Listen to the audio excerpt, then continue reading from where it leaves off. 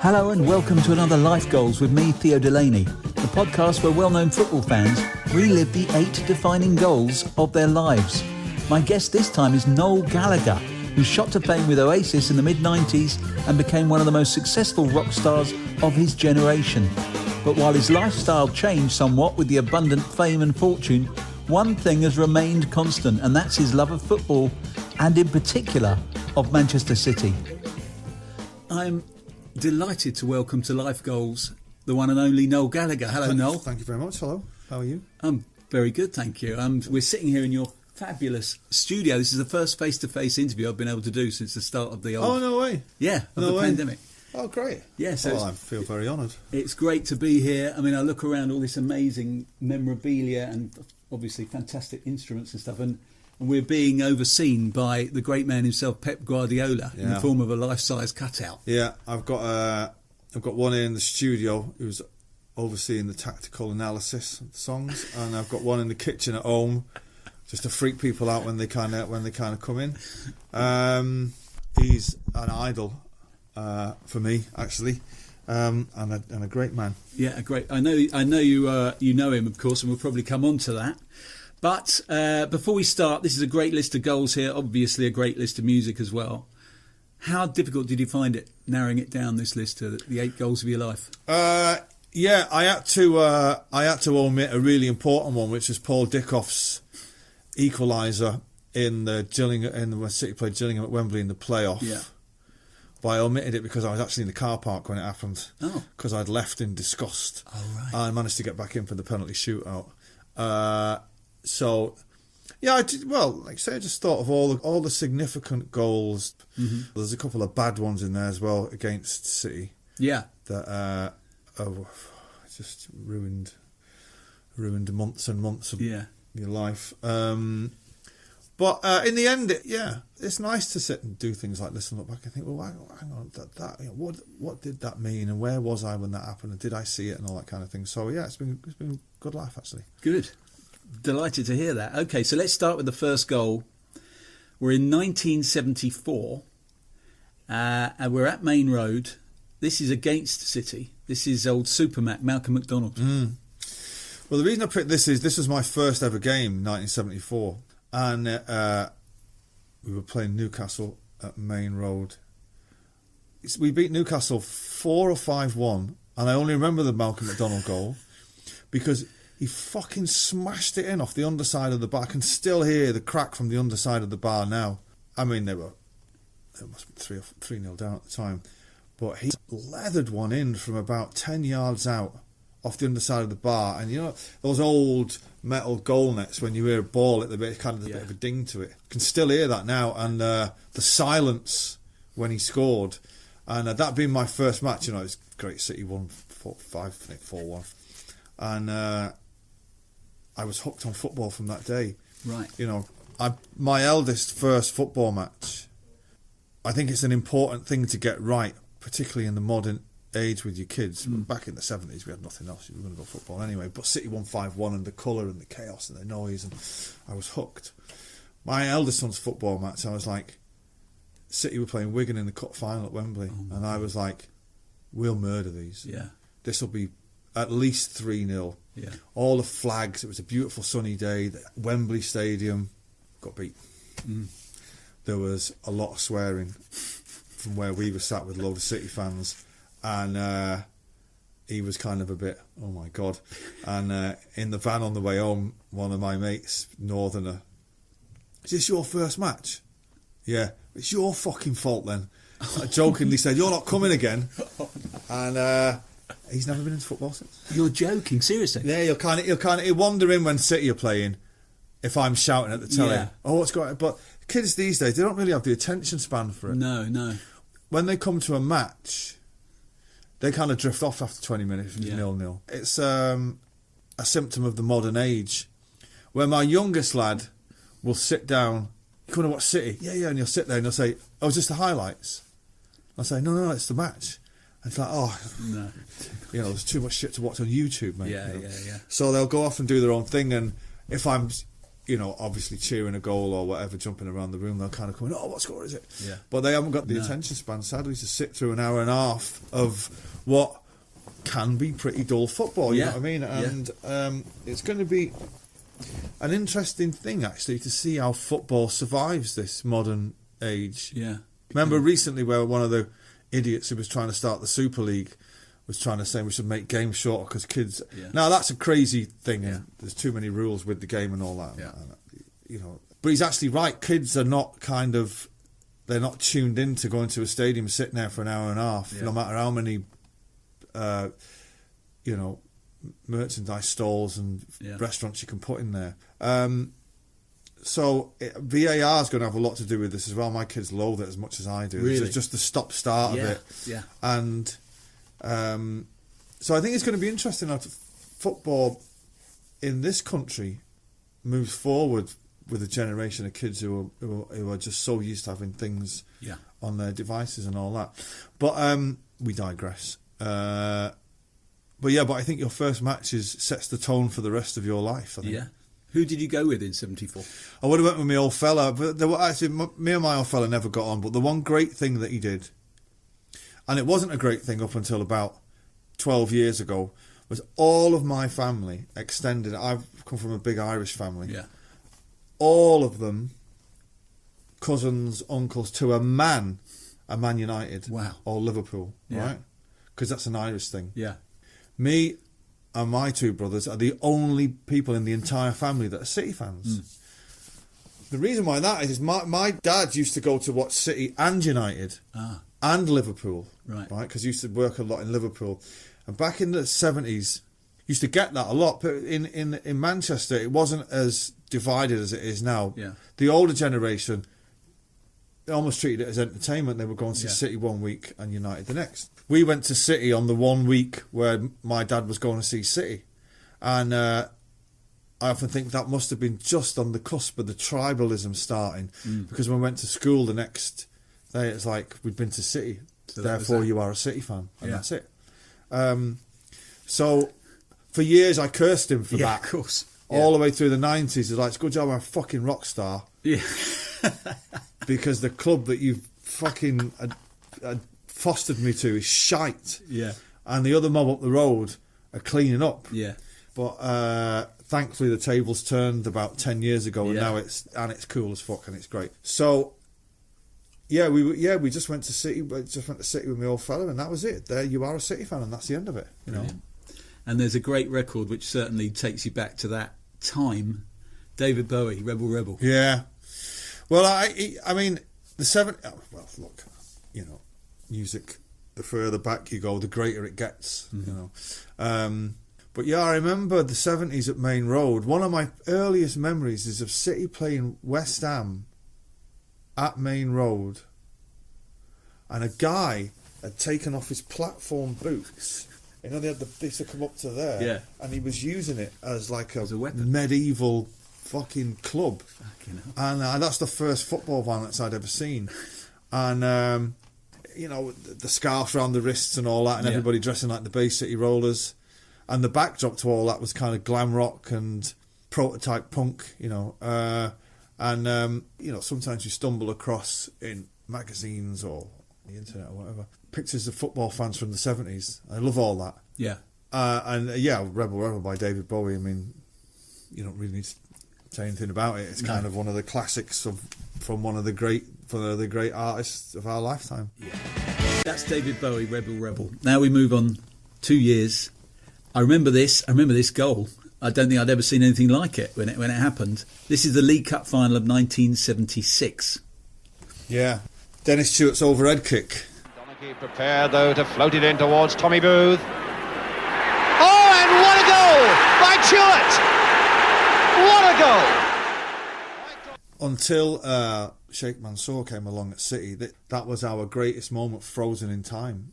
That shot of Dennis, midway through the air with the overhead kick. And again, we were playing Newcastle.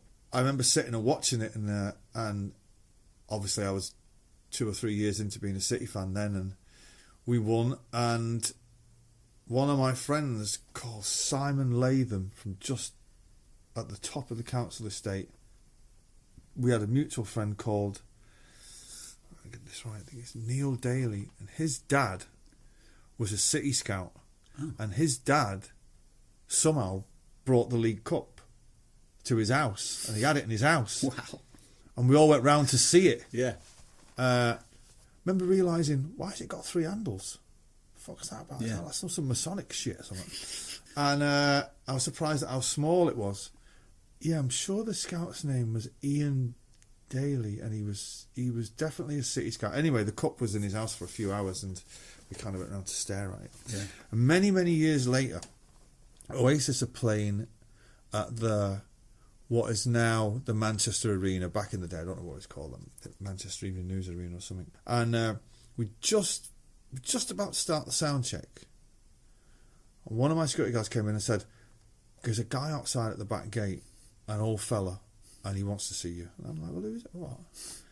The sound check here in 10 minutes." He said, "Oh, he's a real old boy. He's like fucking Andy Capp, you know." And I was like, "What does he want?" He said, "He won't say what he wants, but he wants to see. He wants to see you." So I go out, and there is this old guy in a flat cap and a long coat, looking like a parody from like the Andy Capp cartoons. And he's got a plastic bag in his hand. So we kind of let him in through the gate, and he says he's been a big City fan all his life, and he was getting on a bit, and he'd been given Willie Donachie's shirt in the '76 final and threw shirt into the crowd. Right. He had it in a bag, and he said, "I want you to have it." Blimey. I don't know why he wouldn't give it to his family. Maybe he didn't have any family, I don't know. But he said, "You're a City fan and I want you to have it." And I was like, fucking hell, I'm getting shivers up just talking about it now, because it was such a great gesture. Yeah. And he didn't want to come into the gig, and he was an old dude, must have been late 70s. Never seen him since. I don't even know who he is. Wow. Just a guy appears out of nowhere. And so got this shirt, and it's tiny, and it's like proper 100% cotton. It's like it fucking rained. It weighed about 2 ton. Yeah. And so I had this shirt framed, and it's now in the Man City Museum. I gave it back to the club. But in the late 2000s, just before Oasis split up, we were doing a gig in Newcastle, and Willie Donachie turns up to the gig because he's assistant to somebody at Newcastle at the time. Right. And I'm telling him I've got this shirt, and I was like, "Do you want it back?" Because I was like, I mean, Willie Donachie can't have won that much. No. And you often feel sorry for footballers, you know what I mean? Because most of them fall on hard times. I was like, "Do you want the shirt back?" And he said, No, if you've got it, you keep it, So I know, like, that at City, the museum that they've got, which is now thankfully full of trophies, it was a bit of a laughing stock for years. It had fucking now in it.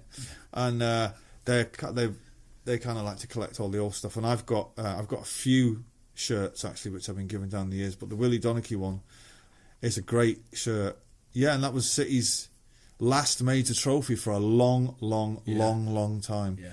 And like I say, that image of Dennis in midair, that's all we had. And I was so pleased when the Sheikh took over and we started to win things. Like, oh, thank God we've got more heroes now, and they're in colour. You know what I mean? Yeah. But it's a great goal. One of the most spectacular goals that had ever been seen on television at that time. Like I say, I'd never seen a goal like it at that point. I remember it now. Willie Donachie actually crossed the ball into the box, and I think Tommy Booth flicks it on, maybe. Yeah, nodded it down, and Dennis did the overhead kick. Yeah, incredible goal.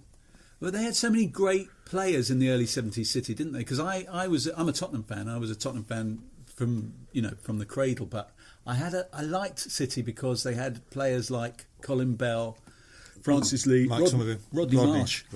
I mean, Rodney Marsh was just such an amazing player, wasn't he? And then they got Chewett, who could do that. Yeah. I've never seen anyone do that. Well, it really winds me up when you hear of City fans, fucking hell, you got no history and all this carry on. And it's usually by young idiots, right? And that's the culture we live in. Yeah.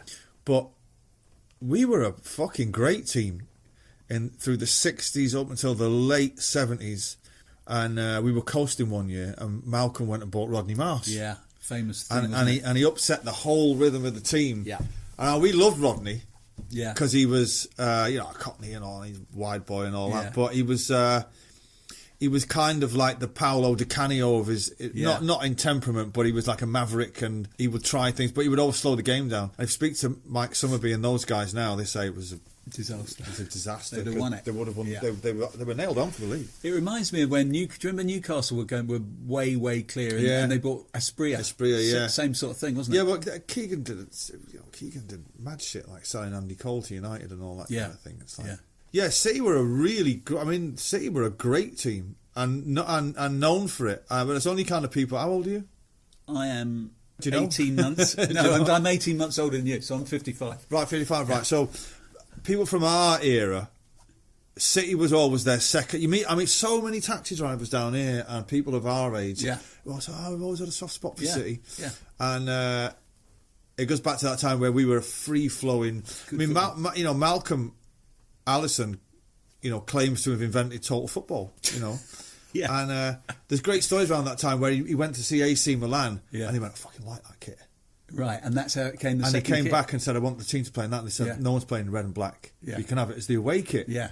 And that's how it became the away kit. Yeah. And Malcolm would make these outrageous. When we won the league in '68, Malcolm made these out. We're going to set Europe on fire. We went out the first round. Yeah. We had great characters at the club. Although we loathed Peter Swales, he was a great character. Right. And Malcolm Allison, great character. Rodney Marsh, Yeah. Mike, some of you I still see, still a friend of mine. And all those old boys who you see up at City, Joe Corrigan, Tommy Booth, Peter Barnes, Gary Owen. You still see them in the bar. Asa Hartford. I've had a night out with Asa last year. Really? Yeah, he's great. Yeah. He told us some great stories about Scotland and Argentina in '78 and that. And Asa was. I just wanted to talk about the perm, and when all footballers started to get a perm, everyone else was like, "What was the perm?" And he was like, "Oh, it's just some fucking crazy hairdress." If you go into where we sit at City, if you go into the bar like 5 or 10 minutes before half time, they're all in there, right? And it's like your bedroom wall has come to life. Wow, great lads. Tommy and Joe are brilliant, and Colin Bell, you'd see him. He was a bit more aloof than everybody else. Right. He wasn't really one of the lads, right? But he was like, fucking what a player. What a player, yeah. I say to people now, when people, Colin Bell, who would you most liken him to? Yeah. To me, he was Steven Gerrard. Right. He had the same run as Steven Gerrard. Total all-round, could do everything. Yeah, fucking unbelievable. Yeah. Yeah, he could do everything. Yeah. Box to box. Yeah. Tackle, edge, shoot. Amazing touch as well. Yeah. Just a great player. Great hair, which was important in the 70s. Yeah. And that's another thing about City. It's like the kit, the sky blue kit, is just, to us, it's just so iconic. Oh, yeah. And there's not many teams in the world playing sky blue. No, exactly. That was definitely another thing that made people like and it. we'd always have futuristic away kits, like with the sash across the front. They were great. Yeah. And like numbers on the shorts and shit. Yeah. So it has been, I can say it now as we're quite successful now. Looking back, it's been a great club to support. Yeah. But up to 10 years ago, it was Somebody character building. Yeah. Didn't somebody write a book called Alex Ferguson Ruined My Life? I think that was such a great title. I think it's a play as well. Such a great title. It was a City fan, wasn't it, who lived through all that hell because they were so good, and City going through. I've got quite a few mates who are United fans. This is the one fucking trait. It's kind of, since City have been successful, it kind of reaffirms why we all fucking hate them. It's like you see them now. Yeah. And you're like, I'm not into football anymore. Now the game's gone. It's all about money. I go watch my kids now on a Sunday instead of watching football. Like, because you're not fucking winning anymore. Yeah. You fucking glory hunting slag. Yeah. And there's a load of them like that, Yeah. who I know. A load of them. Now the game's gone, mate. It's all about money now. And it's like, sure, it's not all about because you're not fucking winning. Yeah. But a lot of my mates were United fans, and they were insufferable during the 90s. Yeah. Rightly so, because they were fucking great. Yeah, they were great. And the thing that really galled most of us City fans was like they had a load of fucking Mancunians in the team, and that was our thing. Right. And they had a load of lads in the team. Like everybody loves to hate Gary Neville. Yeah. Fucking, I wish he played for us. Yeah. I wish we had a player like that. Yeah. And it's awful when your hated rivals are not only, it's awful when they're winning things, but when they're actually the best. Yeah. Well, it's kind of like, you fuckers. I had a bit of that with the Arsenal, so I know what you mean. But that was brief. It wasn't as long, it wasn't. United was a good 15 fucking years where it was... Like, and they were Oh, they were the best, and the players were the best, and he was the best, basically, wasn't he? Ferguson was the captain. Ferguson. Well, there is a caveat to that. It's like, you know, he was managing the wealthiest club in England, and, you know, for all the bullshit that they spout about the Champions League, they won it twice. You know, they were in 8 semi-finals and 4 finals. You weren't that fucking good. You know what I mean? So, and there's all this bullshit about the United way and like what. So don't go on like you play with 4 wingers. Yeah, I've seen you go for a 0-0. I've seen you do it. Oh yeah. I've seen you come to Main Road for a 0-0, and I've seen you do it. So, but now the tables have turned somewhat. It's kind of, and we'll have a generation of fans like that who are, you know, the young fans. Sure. I remember once during the Pellegrini era. I think we were playing someone got booed off at half time, and I was absolutely fucking so offended that people were booing the team. I remember in the bar with Mike Summerby, and he said, what the fuck, why are they all booing? And I was like, because it's kids, they don't fucking, you know, they think we're going to smash Arsenal 6-0 every fucking week. Like 5 years ago, we were getting smashed 6-0 by them. Yeah. And, you know, no one has any divine right to win any game of football, you know, which is like these fucking morons at the weekend. You're just like, dick. I mean, I was there, right? And I'm not an England fan. I don't follow international football because I don't really have a country. I'm not English. I've got no English blood in me, so I feel a bit of a fraud following England. Yeah. But I don't follow Ireland because I feel a bit... So I'm kind of a bit neutral. Yeah. But I do love to go to the matches, and I went on Sunday, and honestly, the scenes outside of that ground before the game... Now, I've been to hundreds of football matches all over the world. Mm-hmm. Old Firm games... Real big derbies in Champions League finals, in neutral venues, South American derbies, everywhere. This is a thing that's unique to England. You never see this anywhere else. Yeah. It's like the home fans fighting the home fans and fucking breaking into the stadium. Yeah. It was so embarrassing, I've got to say. And I hope England never gets to stage another tournament. Because it's an embarrassment to the rest of the footballing world. It really fucking is. And it's all people of our age. I know. That's the worst thing. I know. Fat middle-aged bastards on cocaine and fucking booze, or from Aldershot. Yeah. And fucking Wakefield. Yeah. And you know when you see the flags and they all seem to be from army bases. Yeah. You know, you see them around the thing, you say, so there's an army base there. So that's a fucking RAF base, you know what I mean? But it's a particularly English disease. Oh yeah. You know, you never see it in Scotland. No. You would never see it in Wales. You would never see it in Ireland. No way. Right? You might see it in South... I've been to loads of matches in South America. I've been to Boca Juniors fucking River Plate derby. Yeah. Widely regarded as the most violent... But actually, it wasn't as bad as that. I mean, that was... I was trying to give a ticket in to someone, and you're just being... The crowd's charging the barriers like it's a zombie movie or something. It's fucking mad. Yeah, it's quite mad. Horrible. Your music choice for 1976, absolutely fantastic. It's one of those records that I remember it so well from then, but I hadn't heard it for years. Jungle Rock, Hank Mizell. Yeah, Hank Mizell, yeah. It's when rock and roll came back round, didn't it? Yeah. In the late 70s. And I remember vividly seeing Pan's people dancing to it. I watched it on YouTube yesterday. Oh, right, there you go, that's the thing. I watched them. And it might have been the first time I ever... was aware of Pan's people being, whoa, fucking hell. What? You know, I was 67. So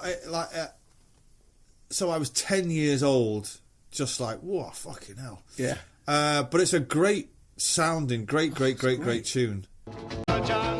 So Jungle Rock by Hank Mizell. Fabulous. Again, takes you right back. That's great. Now we go to the third goal. This was a heartbreaker for me. But, my God, the drama. 1979 Cup Final. Alan Sunderland for Arsenal. Yeah, I remember vividly watching it. And when because United had come back. Yeah. They were basically 2-0 down with like 10 minutes to go. And then they got 2 goals. Yeah, and then they got 2 goals. And I remember watching it in our front room with my old fella. And I'll never forget the sound that he made when Alan Sunderland got that third goal. I nearly took the fucking lampshade out on the roof. I've never seen a man jump so high in my life. And we were screaming, and that footage of Alan Sunderland running off, like that. Yeah.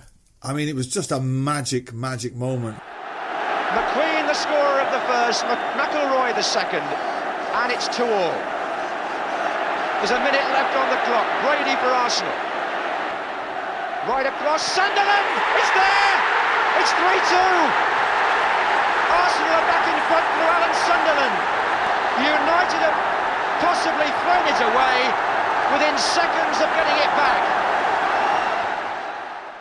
Such a great goal as well. Yeah. And it was a great final. Oh, amazing. Well, especially those last, 10 minutes. Yeah. Like, we'd never seen that live on the TV before, that drama. Those games are usually done by 10 minutes, and it's a bit of a procession by the end. Yeah.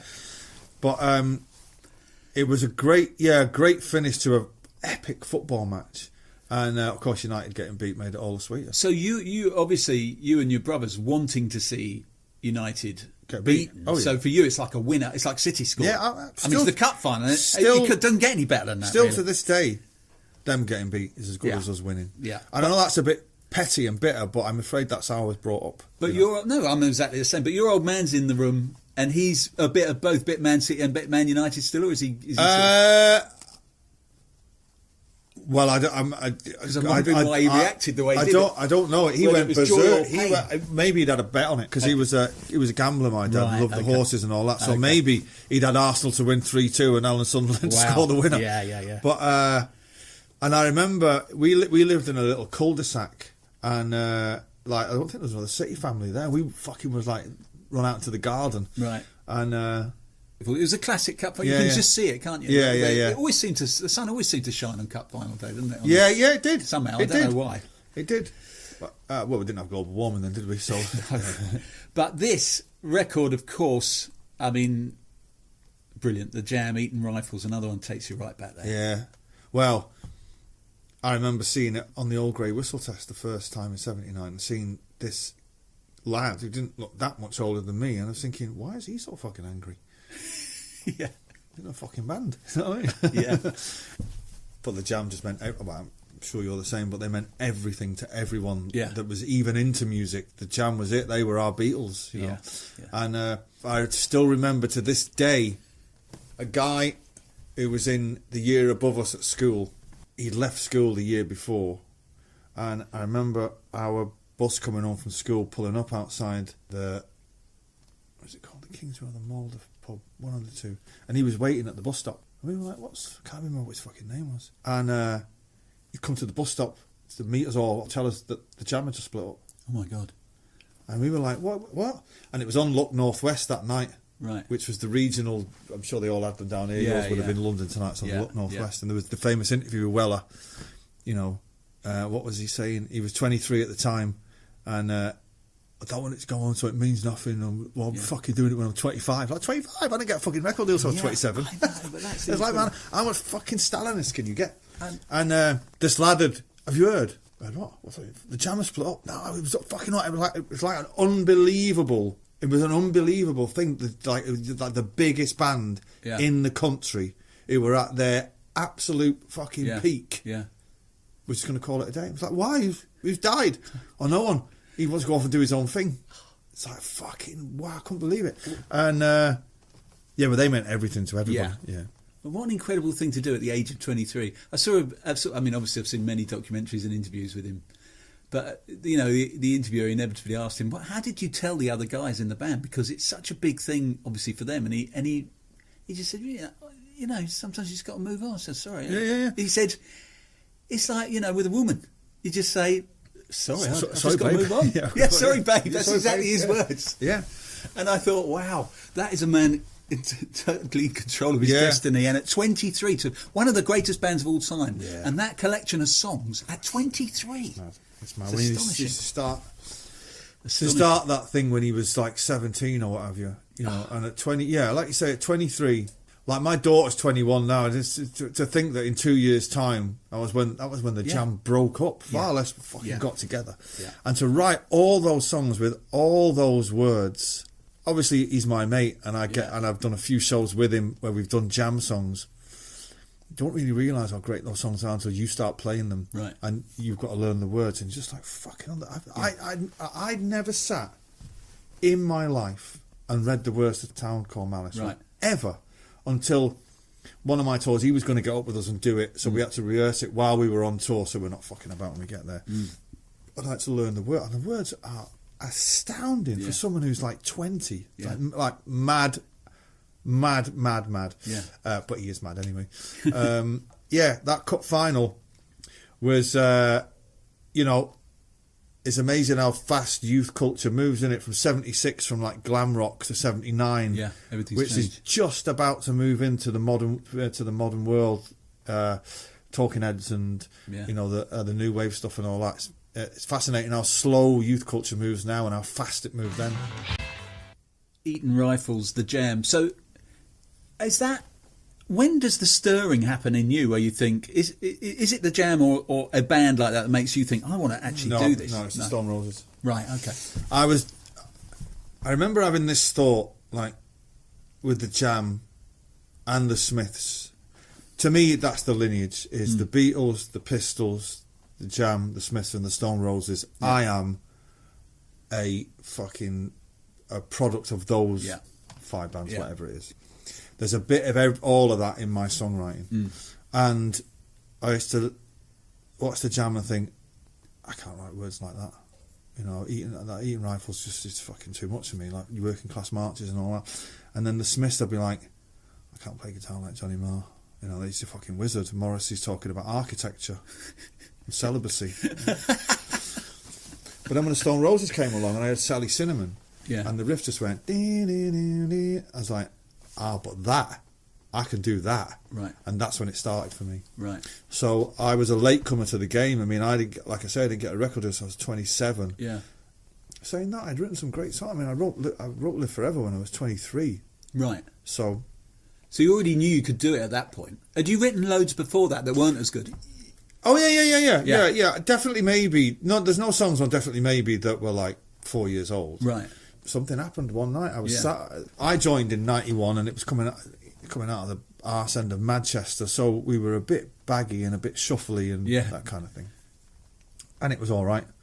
And then, I think I'd written probably Columbia is a good representation of what we were, that kind of thing. Yeah.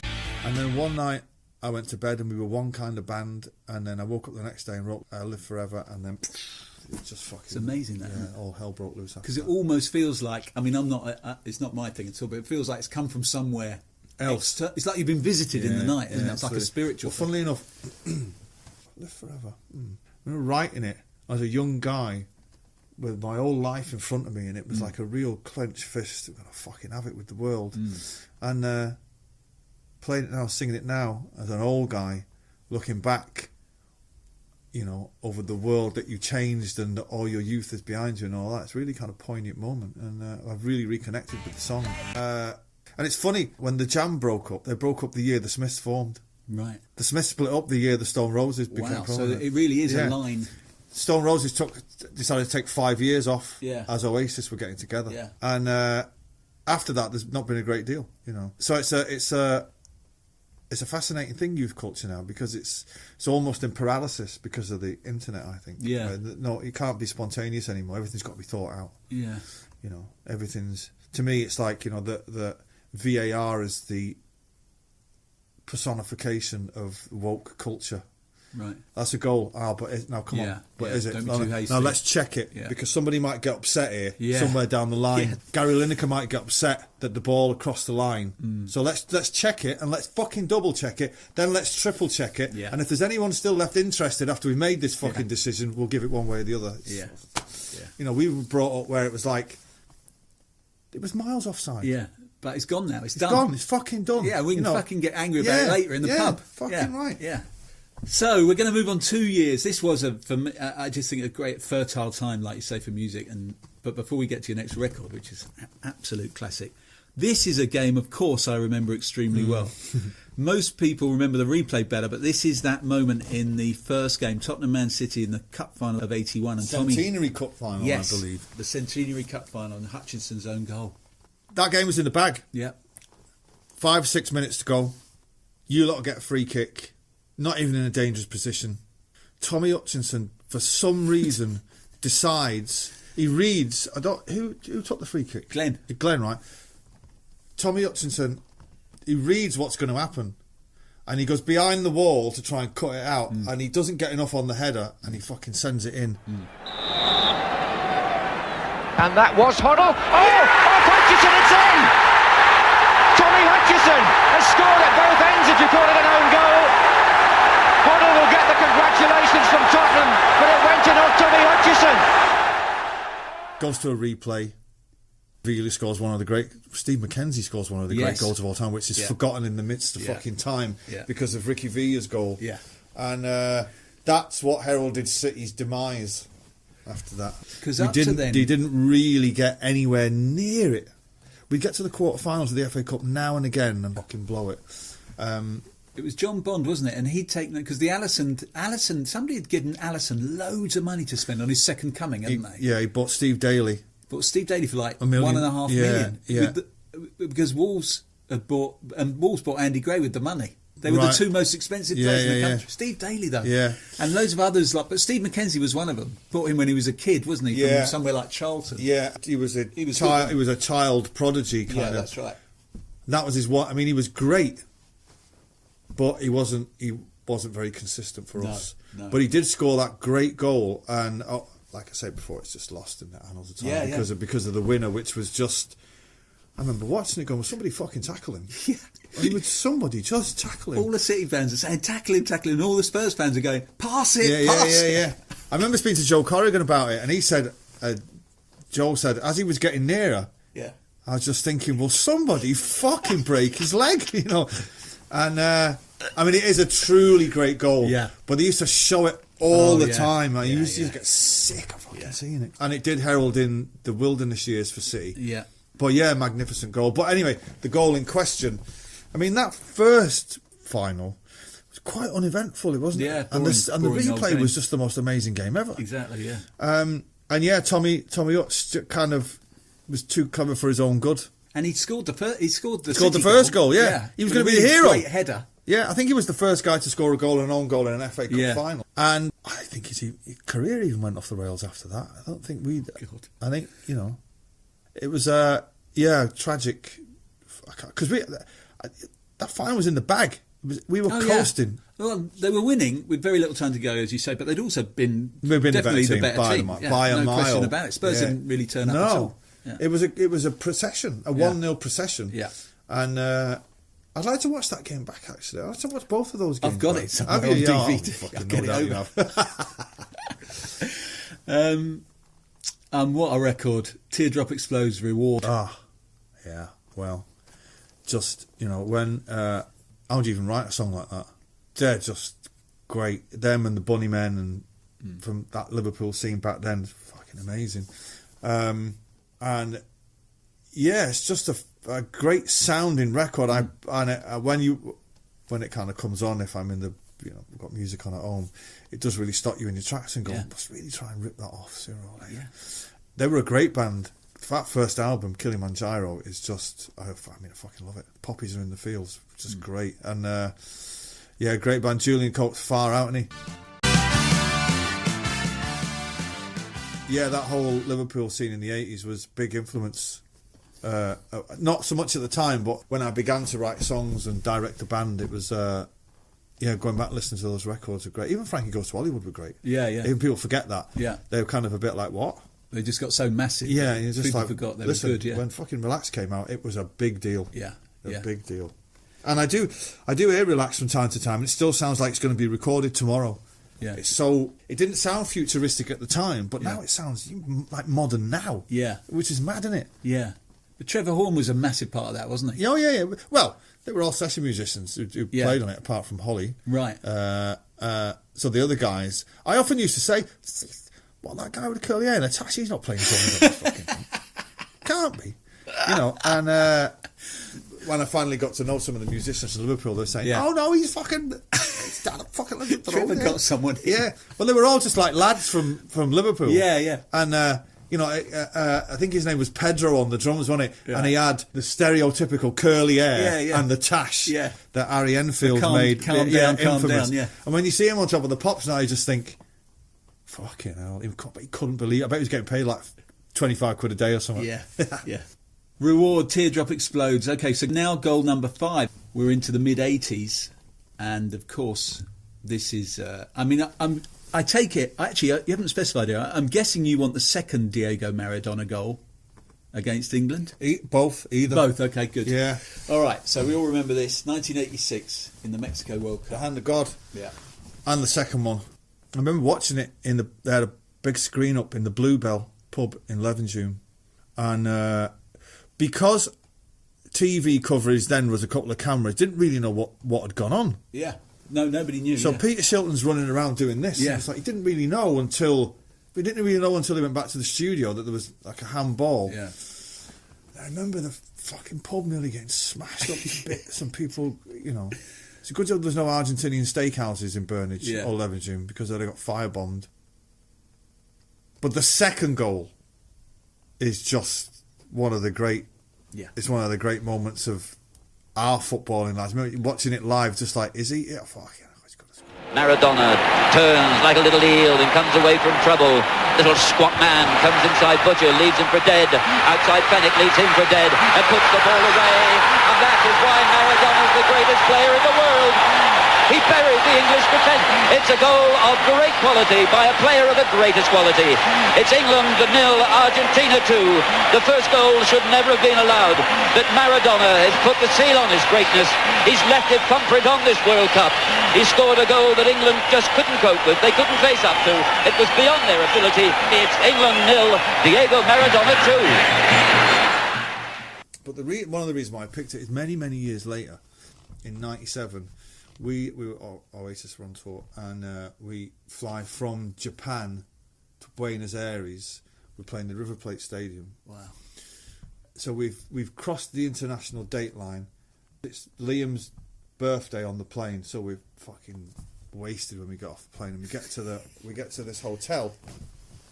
And remember when Maradona was under house arrest? Oh yeah. And he was shooting journalists with an air rifle. Yeah. So it's at that exact time, right? Wow. So we're sat in this hotel bar, which is attached to the foyer, right?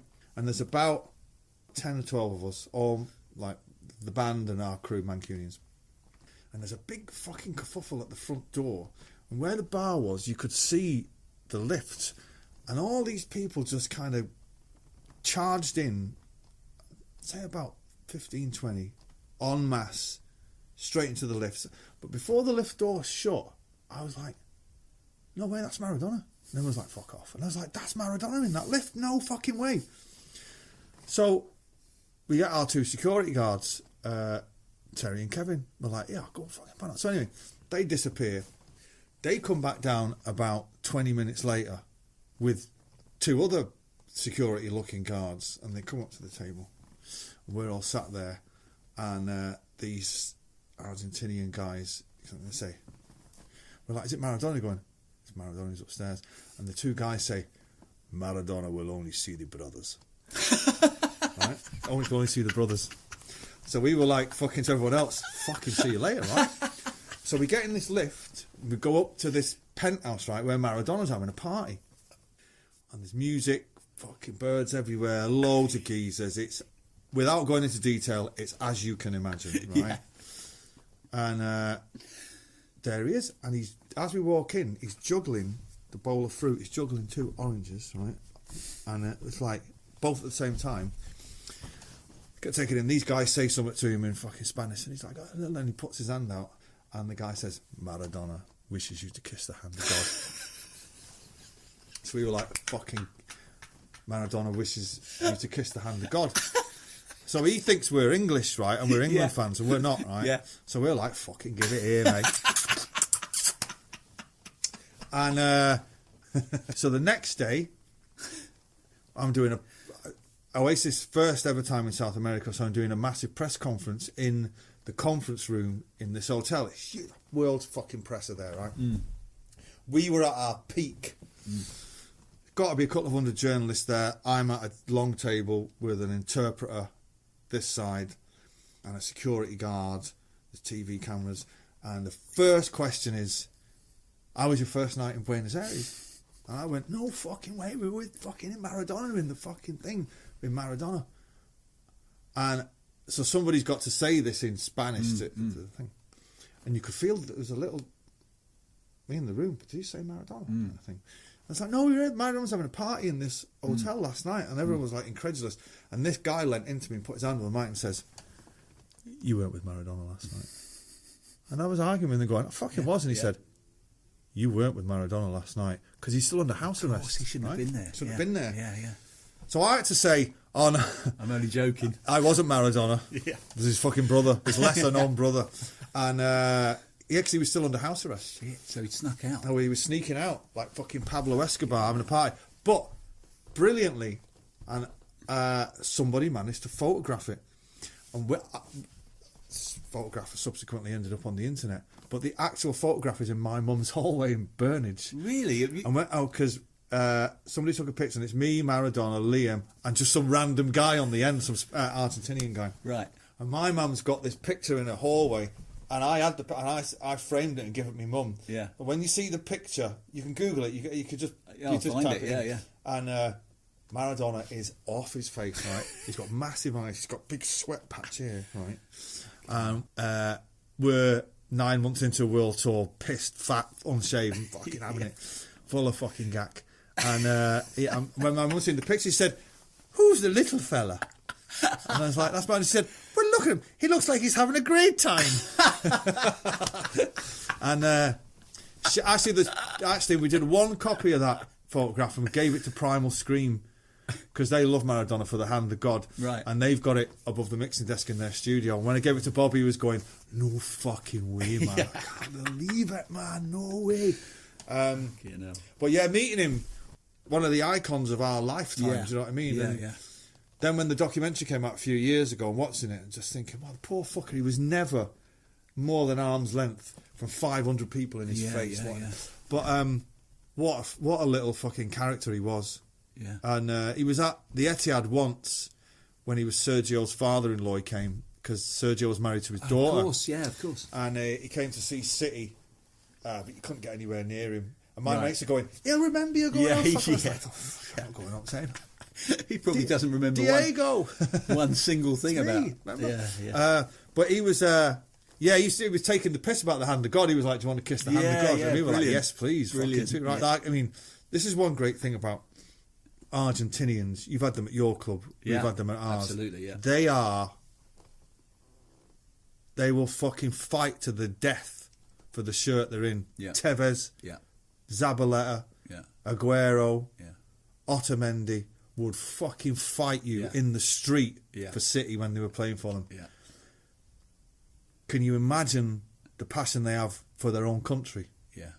It's fucking crazy. Yeah. And some of the best gigs I've ever done, that Oasis ever did, and that I continue to do ever, have been in Argentina. They're a fucking outrageous race. And if you think about all the footballers that played in this country, they're proper geezers. Yeah. They don't give a fuck. Yeah. And they would... Pablo Zabaleta, I don't think he ever came off the pitch once without a black eye or a tooth missing or a bandaged head. Yeah. And there's something about that race that I adore them. Yeah. And that kit as well has got a bit of sky blue in it. Yeah. And that there was a great... Somebody sent it to me. It's in the frame. It's actually been framed. Is L'Equipe in France the day he died. I've got an amazing front cover. Yeah, I seem to remember that. And it's just got the name of the paper. L'Equipe. It's got no title on it. It's just got like Maradona on the front in the classic Argent. It's fucking brilliant. Yeah. But the goal. I mean, the hand of God goal actually in itself is amazing because you didn't know what. Yeah. Like handballs are usually quite blatant. Well, it's a bit like what you're saying. They'll do anything. And that was just an expert piece of cheating, wasn't it? Which is like, I was at Wembley with a lot of England fans on Sunday, and I was like, the thing about those and the Italians is they are ruthless bastards. They don't rule anything. And they are not leaving here without that trophy. Yeah. And even if they get beat, they'll take the trophy. And you can see it in Collini. Yeah, especially in... Yeah, they're just like, fuck, you know what I mean? And the second goal, when you see it now, is just... It's a real snapshot of the English game versus the Latin game. You have Peter Reid trying to chase him and giving up and going, and then nobody willing to take him down. Even now you watch it, you just think, fucking foul him. Yeah. Do you know what I mean? Pull him down. Yeah. And he slaloms through, and that was the tournament of his life. Yeah. absolutely. But I don't even think that was the best goal he scored in that tournament. He scored a goal against Belgium. Yeah, similar but better. And the best thing about it is, he's off balance when he hits it. Yeah. And as he's wheeling away, he doesn't even fall over. He manages. He doesn't. Yeah. Anyone, they just fall over and they celebrate on the floor. Yeah. And it's almost like an acrobatic, balletic thing where he's hit it completely off balance, where it's just impossible to do. And then as he's wheeling away, you just expect him to fall over on it, and he just manages to kind of. I mean, he's an unbelievable fucking talent. He was the best, wasn't he? I don't think there's anyone better, was there? I don't know, because we never seen him week in, week out, right? Yeah. So when you see the documentary, it's like, I'm putting Messi above him because we've seen a lot of him. We've seen a lot of him, Yeah. and I've seen Messi live, right? Yeah, I have. And I went when Pep had that great, we had 2 or 3 great Barcelona teams, but remember they played Arsenal in the Champions League group game, and somehow Arsenal managed to jam a 2-2 draw, but Barcelona were 2-0 up at half time, and it's that me and my mate Scully went to the Emirates to see it because we had to see this team. It was the first half was the best 45 minutes I've ever seen by a team. It was that first passing fucking thing. Where's the ball? And actually, at one point, I was counting the players on the pitch because I was like, they must have one more. Yeah. I mean, someone been fucking sent off. Well, I just couldn't believe it. And Messi was. I mean, I've seen him live. I've seen him destroy fucking teams where you just think, and he did it in big finals. Yeah. Like the night at Wembley against United. That guy, fucking, if he ever comes to City, I think I don't know what I'll do. You know what I mean? I don't know what I'll do. Yeah. But I'm putting him, and it's a personal to everyone. Ronaldo, blah blah blah, Pele, and all that. But for me, it's Messi because I've sat and watched him on tiny screens in dressing rooms. Yeah. I've seen him in the flesh. I've seen him on big screens. He's. I don't think he's at his peak now, but he had that 5-year bit where it's just like you would go, no way. That's fucking outrageous. How do you even do that with a fucking football? It's fucked up. Yeah. So yeah, Maradona, what a dude. And 86, your musical choice, The Smiths. Which one did I pick? There Is a Light That Never Goes Out. Yeah. Well, as with Maradona, you know what I mean? There's a light that'll never go out there. That song, one of the best songs of my lifetime. What a song that anyone in any era would have been proud to write that song. It's just such a brilliant sentiment of romance, and I don't care if we die in a car crash as long as I die with you. It's just like, oh wow, who the fuck even says that? You know what I mean? And they were and still are one of the most influential bands of my lifetime. And what's fascinating about the Smiths is it doesn't seem to be derived from anything. Yeah. It's funny you say that, because that's what I can't work John Peel's, the thing that I always think of the Smiths is what John Peel said about, because he was being sent demos all the time from all these bands, and he was obviously very discerning, complete expert. He said, when I got the Smiths demos, every band I thought they'd been listening to, X, Y, Velvet Underground and blah, blah, blah, yeah. I got the Smiths demo, I couldn't work out who they'd been listening to. Me too. I've said to Johnny's a very, very, very good friend of mine. I said to Johnny, the first thing the country ever heard was the opening riff to this Charming Man. Yeah. What the fuck is that? Yeah. Even to this day, it's like, where does it come from? Yeah. It's almost It's almost African in a way. Yeah. Like Graceland kind of thing. And he said, he's saying, there's a bit of that in there. And I mean, they're an astonishing fucking band. I mean, I've seen them live a few times, and they were just Morrissey. I remember seeing them at the GMX when The Queen is Dead, just before it was released, and they came out. They played the intro to Queen is Dead, and he came out, and he just had a big placard sign that you see on marches. Yeah, and it just said on it, 2 light ales, please. And it's just like, you know what, you'll fucking do for me, mate. And I've had a couple of nights out with Morrissey, and he gets a lot of stick for his political views and all that, right? And it's like, okay, whatever. He's not the law. Just because he says something is doesn't mean it is. Yeah. But a couple of nights out with him, by some distance, the funniest man I've ever met. And just the king of the one-liners. But then you listen to his lyrics, and you're just like, nobody has written lyrics like that before or after. Absolutely. It's just unreal. And to get it on top of the pops, and to be a guy who just doesn't give a fuck I put him up there with John Lydon. Another one, doesn't give a fuck. Yeah. I love people like that. Yeah. I hate people who are apologetic and toe the line and have to have the same opinion as everybody else because it's the right thing to do. My fucking heroes are not like... My heroes are just like, well, I don't care what you believe, this is what I believe in. But I'd put Morrissey up there with Dylan and Lennon and all of them. Yeah. You know, he's in the room no matter what anybody says. Yeah. And those lyrics are just... speak for themselves, really. The Smiths, There Is a Light That Never Goes Out. Now, we're going to do what we sometimes do on Life Goals, which is we're going to take a massive jump in time. And what intrigues me about this particular massive jump in time is we leave the story in 86 and we're going to resume in 2012. My God, your life, I mean, people's lives change over a period of time like that, but your life, never mind Man City's as well, which we talked about. It's incredible how much changes there. And obviously I'm not going to ask you to recount the whole story of that because we've been here a long time and God knows you've been asked enough. But what I'm intrigued about is, you know, Oasis become a phenomenon. You've had this modest life up to then in Manchester and everything, a really ordinary life, and suddenly you get all the money and you get all the success and the adulation and all the critical acclaim. So everything, all the boxes. And you remain always with the football. Football, it seems to me, is the one thing that doesn't change in any way. No. Your adherence to it. Well, I always say this to my missus.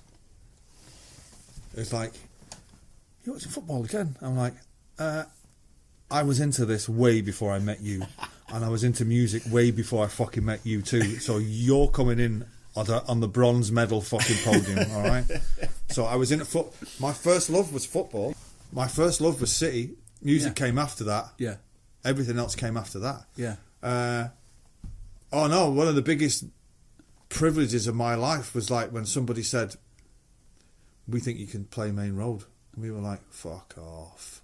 You know, and to kind of, to sell that, do 2 nights there, the stadium that I grew up in was just, I can't begin to tell you, and the gigs ended up being like real fucking monumental shows.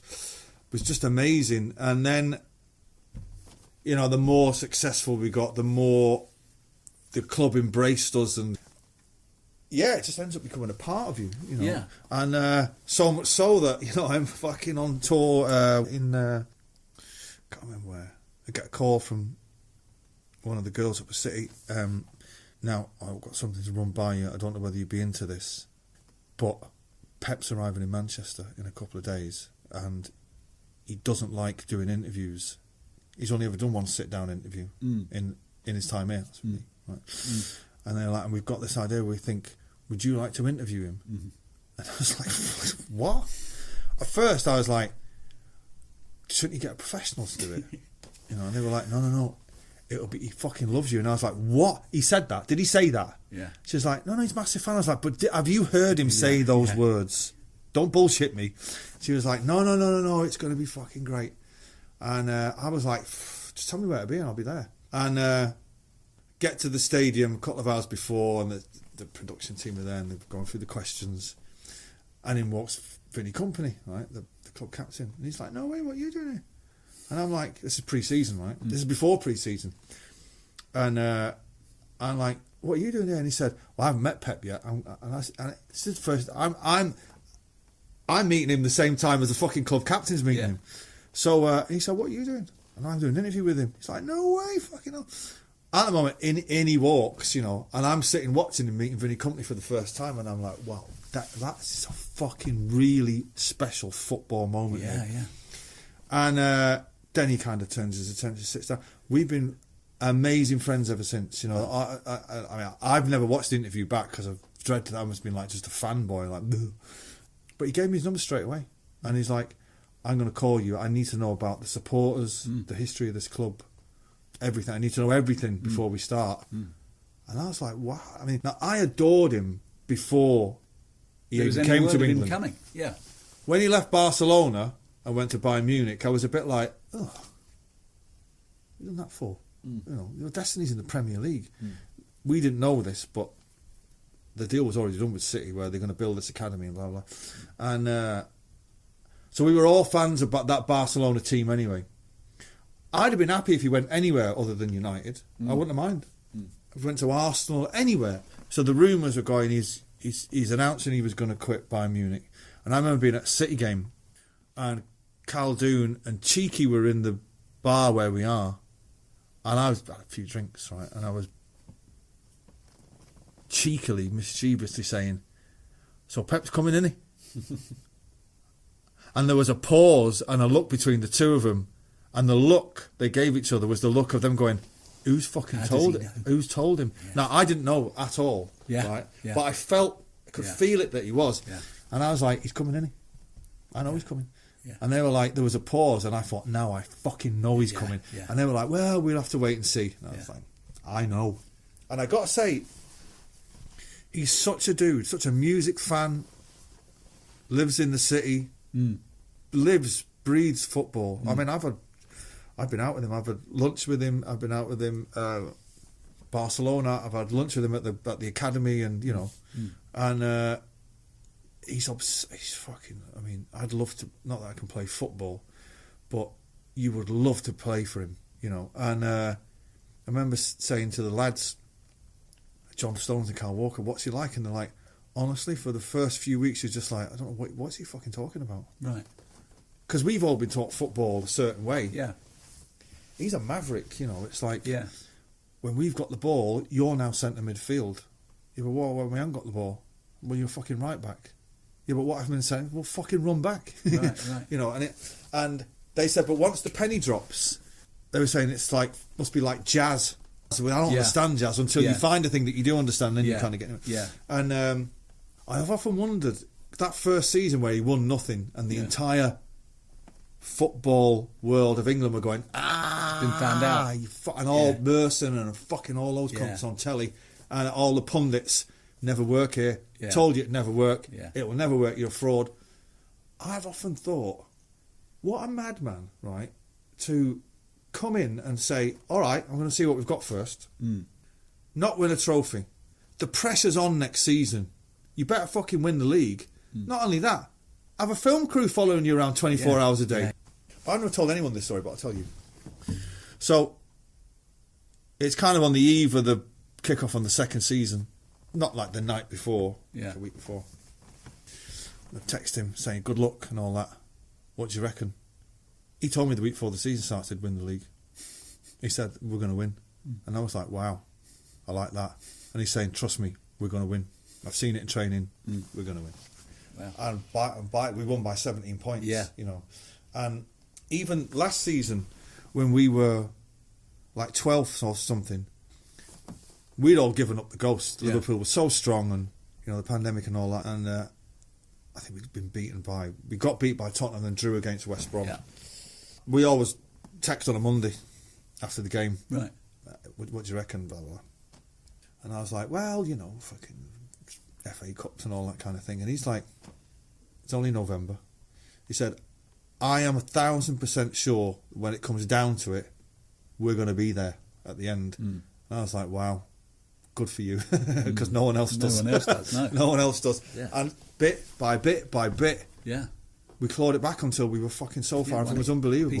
Absolutely pissed it. Yeah. And but what's going to be interesting now for him is the rebuild. But I think he's going to be at City for a long time, you know, because he gets to run the club, you know, everything. Everything. Yeah. And of course the money and all that. Behind the players and Well, let's talk about goal number 6. Aguero, one of the most famous goals, maybe the most famous goal scored in Premier League. Name of the other ones. Premier League history, Well, I mean, so I'm on tour for that entire season. And I remember we'd got beat away to Arsenal, which left us 8 points behind United under Ferguson with 6 games to go. You ain't pulling that back. Forget it. And I remember doing an interview with TalkSport saying, you know, this might have been our chance because next season everyone's going to strengthen, and can we get any better than this? They ain't going to drop points, United. They've been there, they've fucking seen it, they've done it. It's not going to happen.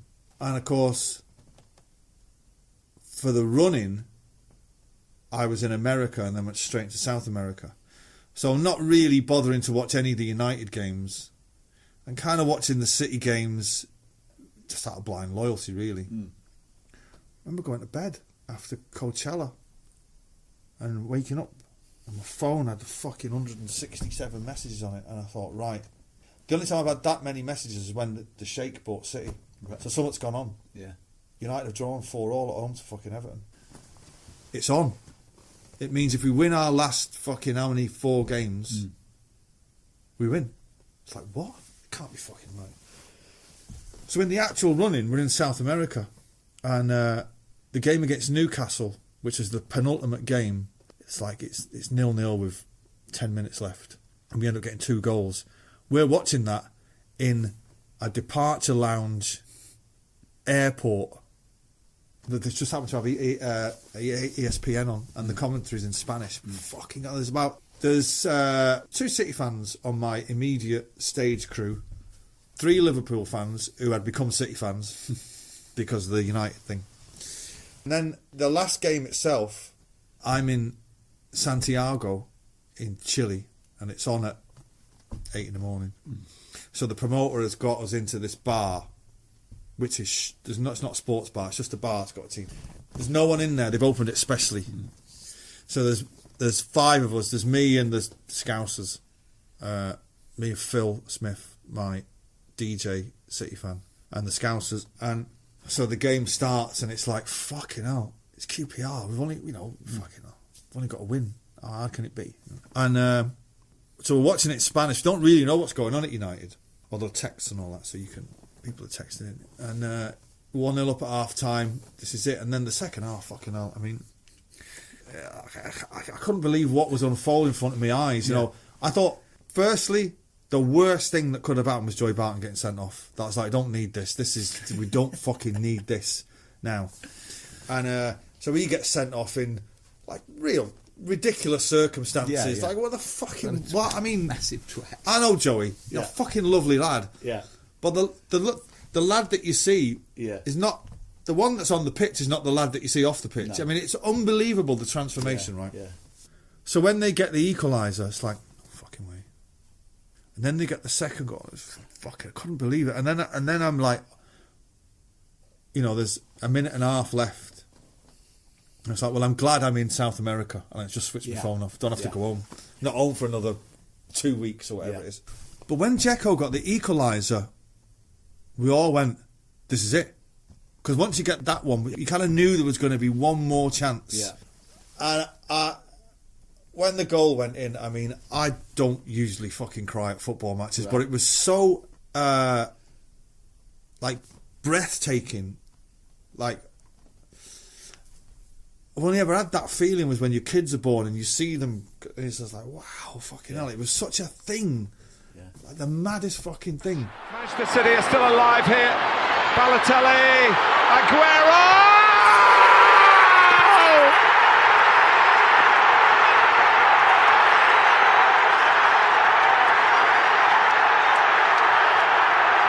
I swear you'll never see anything like this ever again. So watch it, drink it in. We were screaming at the television, then all of a sudden, the game's over and you've won. Yeah. And there was 2 bar staff in the bar, and they were just banging on the bar, and they were just banging football, football, football, as the owner of the bar was pouring champagne into these fucking. And we were pissed by the time we left the bar. So we go to a sound check, right?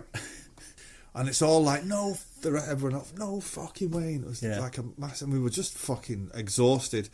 Anyway, about half hour before the gig, I sat in the dressing room. There's a knock on the door, and it's my tour manager who comes in, and she says, the British ambassador and all the staff from the embassy are here. They want to see you. And I'm like, what? Like the British ambassador? I was like, we'll bring him in. So in comes this guy, like posh guy, West Ham fan, but he's posh. And he's got the staff with him. Yeah. I just like to congratulate you from everybody at the British Embassy on your magnificent achievement this afternoon. And I was like, what's he talking about? And I was like, oh, right. And it dawned on me that he was going on about City. Right. So this is the British ambassador congratulating me Yeah. on behalf of the club, and I'm like, this is mad. Yeah. And I'm like, oh, well, thanks very much. You know, it's a marvellous achievement. It's staggering. It's a great advert for British football and blah, blah, blah. And I'm like, fucking great. Do you want to stay for the gig? And I was like, that would be great. And I remember my mates are going, fucking hell, I've been congratulated by the ambassador. I'm like, you know, you're thinking of throwing a party for us, aren't you? And then, but when we got home, I must have watched that clip 1,000 times. Yeah. And in the aftermath of that, there was a great thing on the City website. It's probably on the internet. You should watch it. Somebody had the wherewithal for the last 15 minutes just to film Mancini for the last 15 minutes, right? Yeah. And it's a static camera, but it's following the fucking. It's one of the. It's the most nerve-wracking 15 minutes you could ever. This guy is. Yeah. He going knows through it. Yeah. he's dead. He's fucking dead. Yeah. After this, the club is a laughing stock. Yeah. United are going to win it. Yeah. Ferguson, the cunt, will never let us forget it. Yeah. You could see the guy, Mancini, going through all. You could see him lose weight. Yeah. And it's just a camera on him. It's called, if you type in Mancini City last 15 minutes, but fucking hell, it's just the anticipation of what's going to happen in the lead up to the goal is, honestly, it kind of, you kind of get a little bit carried away with it because it's like, imagine being that fucking, that guy. And, you know, of course, loads of my mates were in the stadium and I'm like, what was that like? You know, and they were like, well, it was just gone. You know, it was gone. Yeah. Loads of people had just streamed out of the stadium. Yeah. And it's like my mates stayed and they were just like, you know, what was he staying for? They were like to boo the fucking players, you know. Yeah. And but yeah, I mean, it's the great single most iconic Premier League moment. Yeah. And there's loads of funny things to it. Balotelli made 1 assist in his entire career.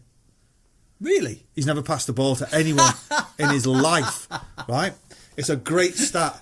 He's never assisted ever in his life. He doesn't pass ever. Right. 1 assist for Aguero. God. Right? And when I've watched it so many times, and you just think when the QPR guy goes in to tackle him, go down. Yeah. I mean, an English player goes down. Yeah. Right? He stays on his feet and smashes it in. But can you imagine now, if that happens now, they've won the league, and then it's like, he's got to go to VAR. Oh, God, yeah. But imagine it being ruled out by a fucking toenail. Yeah, I mean, you'd fucking set set shit on fire. Yeah. Now, you know, it's like the game against you in the Champions League. That's the only quarter-final. equivalent. My lad was 7 years old at the time, and he's regales to his friends now. He said, that's the only time I've heard my dad repeatedly shout the word cunt at the television. Because I texted Guardiola that night. Yeah. But I meant it. I think that's the best I've ever seen Man City play. I thought we were fucking incredible. Like, it was such an amazing, like, it was 2-2 after 5 minutes. Unbelievable game, yeah. It was one of the greatest games Yeah, ever, ridiculous. Yeah. And it's like, not Tottenham again. Fuck off, you cunts. And but that ended. I said to him, that's the best we've ever played. And he was just like, but we lost. Yeah. You know, and I was like, but still. And he's like, there is no still, we lost. VAR, it has to stop. Because, you know, football is not robotic. No. It's not played by robots. It's played by flawed human beings. Like people like George Best and Joey Barton and Eric Cantona and Paul Gascoigne. Yeah. And it's going to turn in now to nice lads having a kickabout and, you know, it's not a goal because his wrist was offside. Please stop it. Yeah. Stop that shit, man. It's fucking ruining the game. And even if we could get it like they use it in the Euros where the referee... Was it offside? All right, I'll take your word for it. It's offside. Yeah. Fuck the line. Yeah, at least get on with it. Yeah, get on with it. You just got to have somebody in there to say, well, you can tell within 10 seconds it's offside. Yeah. Right? If it's an elbow, come on, it's not offside. Yeah, there's no advantage being gained there. Come on. Yeah. To go with that 2012, the greatest Premier League goal of all time, Tame Impala. Yeah, Elephant, great band. can seemingly come out of nowhere. You know, it's just one guy as well, which I admire. It's just whatever his name is. I don't know what his name is. He plays everything, Right. apparently. Because I went to see him around about that time, and of course the singer, what's his name? I don't know what his name is. Kevin, Dave, whatever his fucking name, Bruce. It's like, oh, they're not as good live. Right. Do you know what I mean? Right. And there's like, oh no, because the band that he's got playing is another band called Pond. Right. It was just another band. It just needed a backing, so it's not. It's not the same vibe. In order for them to be as good, like, Yeah, he'd yeah, have yeah. to be playing all these. Yeah, he'd have to be ones. playing it all the same time. Yeah, Yeah. and but yeah, that tune is great. And again, it's just, it doesn't seem to. When you first heard it, you're like, wow, where's that come Yeah. from? What the fuck is that? You know? Yeah. Just like and it's rock and roll, and it's got glam drum beat, and, Yeah. and we know where it's coming from. But there's like the time signatures on the guitar is really great. Have you ever heard the Todd Rundgren remix? No, that It's sounds amazing. Fucking brilliant. Oh, I'll dig It's that out. really brilliant. Yeah, Yeah, I'll dig it's that great. out. Yeah. Brilliant. Elephant by Tame Impala.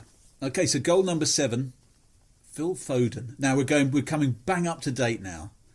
This was a game most notable until this brilliant goal went in, at least, for the terrible. I mean, he redeemed himself, obviously, as we all know, in the end. But the Liverpool goalkeeper Alisson had the most terrible game in this game. Yeah. Well, he had a fantastic 5 minutes Yeah. where he threw it. I mean, you've never seen anything like it, let alone No. from a goalkeeper that good. Yeah. But any goalkeeper. Well, it just goes to show you, like brain freeze or whatever you call Yeah. it.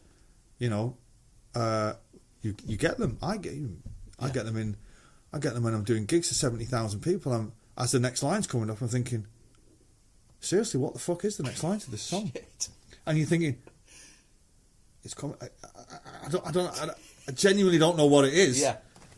And somehow it falls out of the sky, and you're like, fuck. But sometimes I've just gone and just made shit up, and my band are saying, "But those are the right lyrics." Yeah. I'm like, I don't think so. Don't think so. I mean, I've been doing, played "Don't Look Back in Anger" 1 billion times, Yeah. and sometimes it'd be like, what is the next line? Yeah. What is the first line? Sometimes, Yeah. like, what's the first line? I've stopped songs as it's dun, dun, dun, as an entire stadium's about to kick in. I've gone, whoa, hang on a minute. Yeah. What's the first line? Yeah, for this song? So brain freezes, you get them. Yeah. So this game, I think we're a good few points in front in the league. Yeah. And we're going to Anfield, and they're not in a great place at the time, but they're going to raise their game for this game because they know if they lose, we won't throw this title away. And we know if we lose, it could start a mini collapse. But we also know if they fucking lose, that's them done. Yeah. They're the only team that can conceivably catch us. Forget United, Chelsea, forget that. So it's a really important game. And again, we miss yet another fucking penalty in the fucking first half. And it's like, fuck, I mean, can you fuckers, whoever, can you just stop being shit at penalties? Yeah. Get somebody.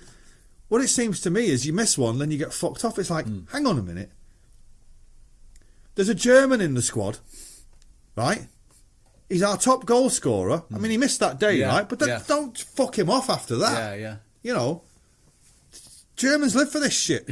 So he missed one. All right, fair enough. But seemed to be, I'll take it. I mean, you missed. I'm like, well, I see Kevin De Bruyne take penalties, and I'm going, mate, you're like one of the greatest artists of our lifetime. Can you not put it in a fucking side netting? You know what I mean? So we miss a penalty. They score one to make it 1-1. And it's like, right, well, we'll see what you're made of now. And actually, from that moment, I've never been as proud to be a City fan. We fucking schooled them big time. Yeah. Sterling was great. But the goal we're talking about was the fourth one, where Foden played in 4 positions that day. He played on the left, the right, through the middle, and fucking wing back or something for the last 5 minutes. And he was outrageous. And he was up against Alexander Arnold on one side and the little big mouth Scottish idiot on the other. What's his name? Robertson. Robertson. Was up against him, and he schooled a pair of them. But that fourth goal, there's not that many times, as you'll know yourself, where you will something will get you out of your armchair watching a football where you're like, fucking hell, what was that? Yeah.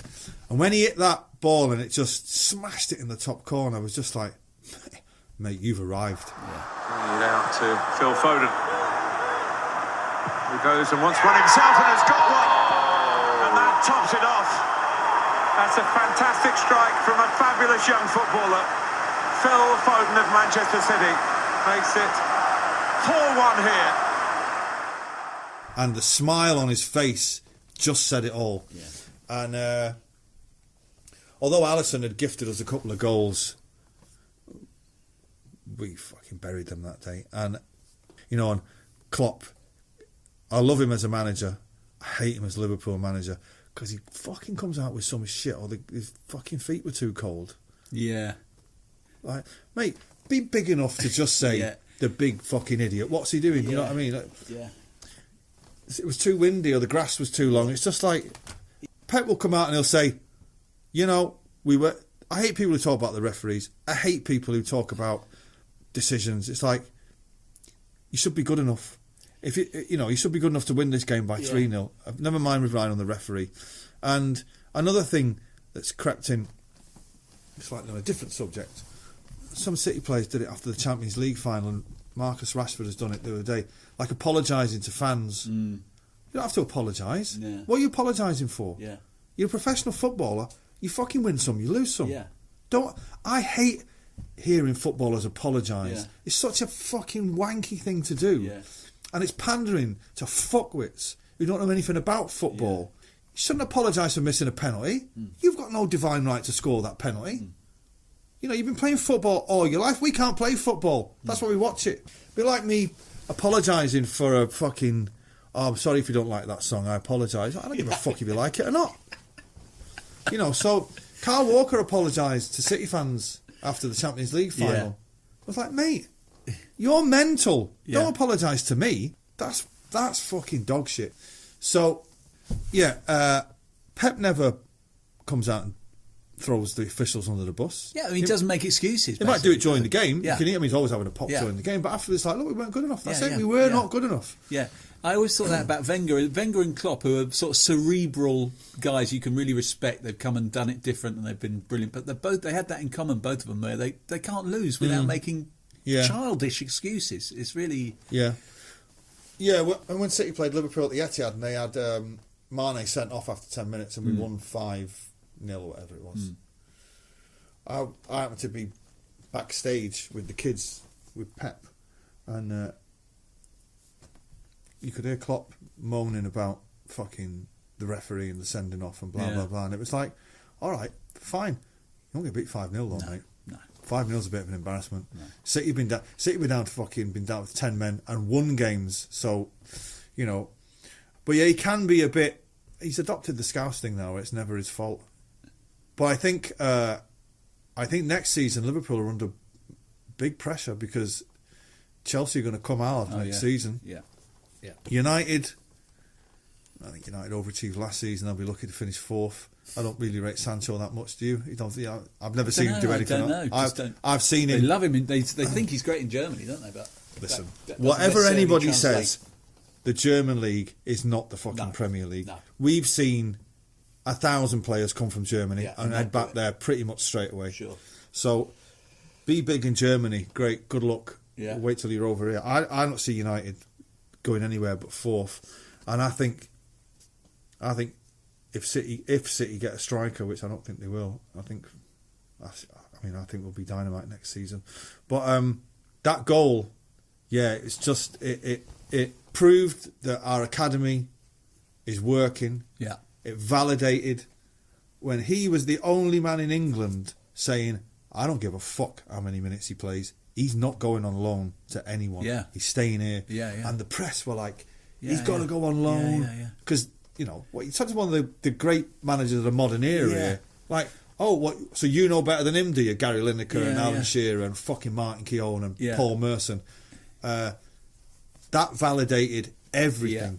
He's so strong, isn't he? He would never be. He's one of those managers. You'd never in a million years think he'd be swayed by anything like that. He's so convinced of his. He's got so much conviction about what he does. Yeah, there's a flip side to that. the Champions League final, Yeah. where we were just like, I don't. Just put another.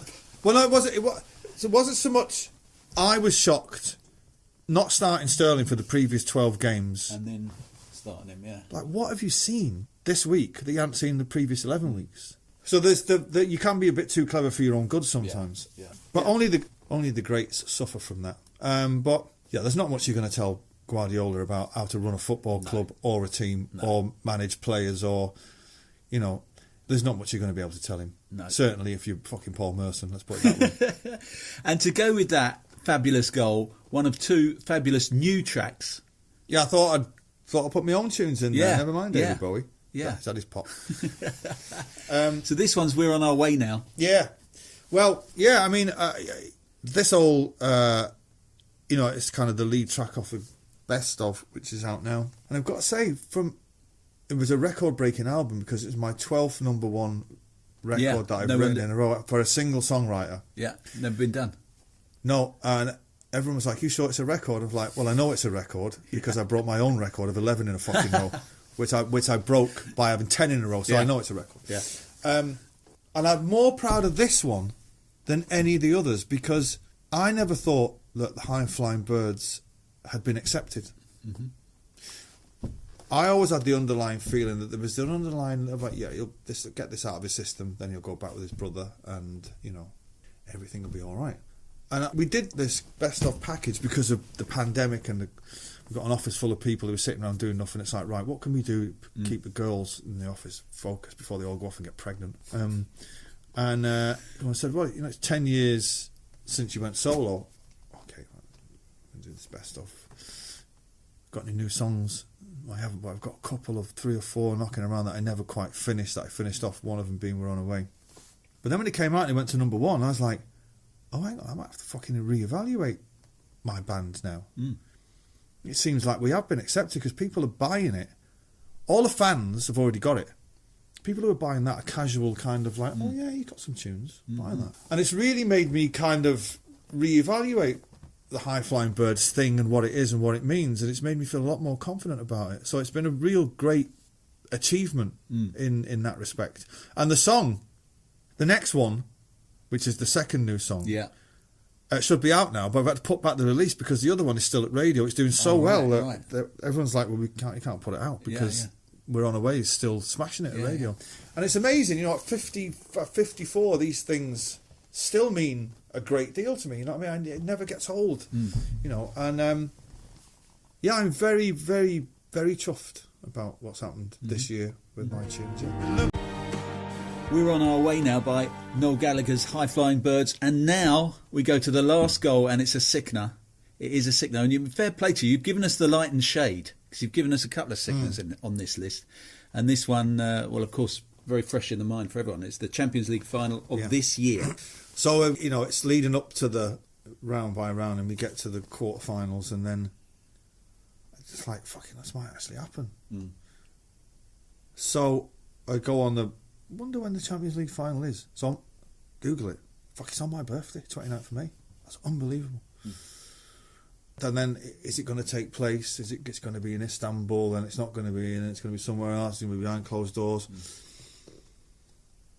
Then we get to the semi-final, and, we've seen off the 2 great modern new strikers in Mbappe and Haaland, who did, Mbappe never played the second leg, but he did fuck all in the first. Haaland did nothing against us. Yeah. And got to the semi-final. The only thing was when Chelsea went through, I was like, no, don't want Chelsea. Yeah. It's an English team, don't want that. Yeah. Because losing is too much, particularly if you live in London and you're the most recognisable City fan. Yeah. Fuck. So Chelsea get through to the final, it's like, and that German guy they've got managing them, it's like, the stats are coming out, fucking, he beat Pep a couple of times. Anyway, so it's on my birthday. Chelsea get through to the semi-final. The hype has started.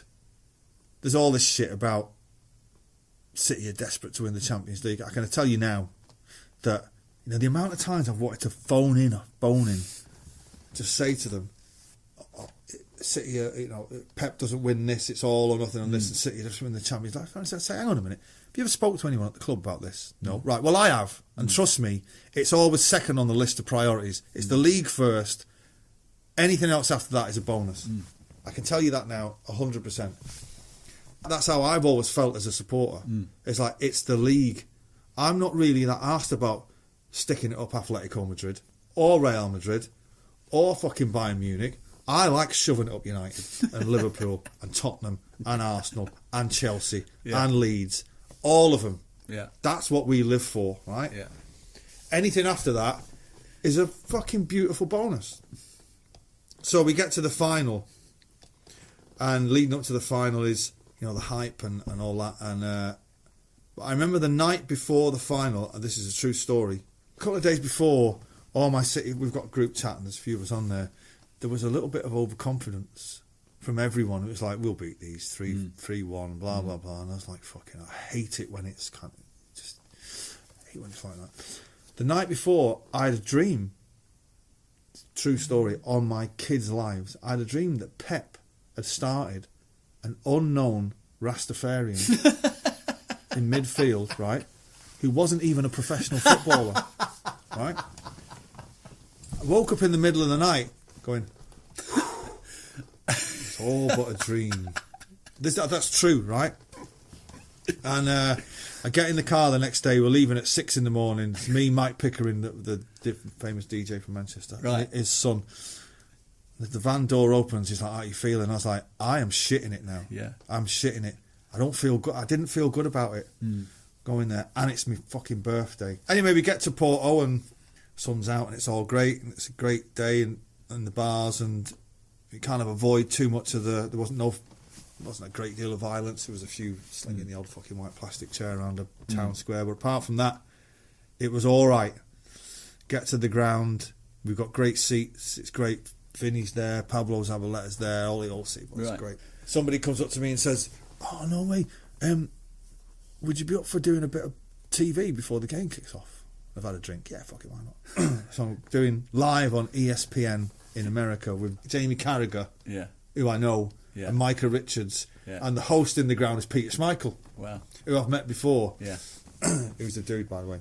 I've worked with him. I know. Yeah. The only man ever come up to me. I did a thing for Vincent Company's charity, right? Where I did a gig in Manchester, and I did all Oasis songs, and he was there, and he came up to me after the gig, and he said, "Why are we doing all old stuff?"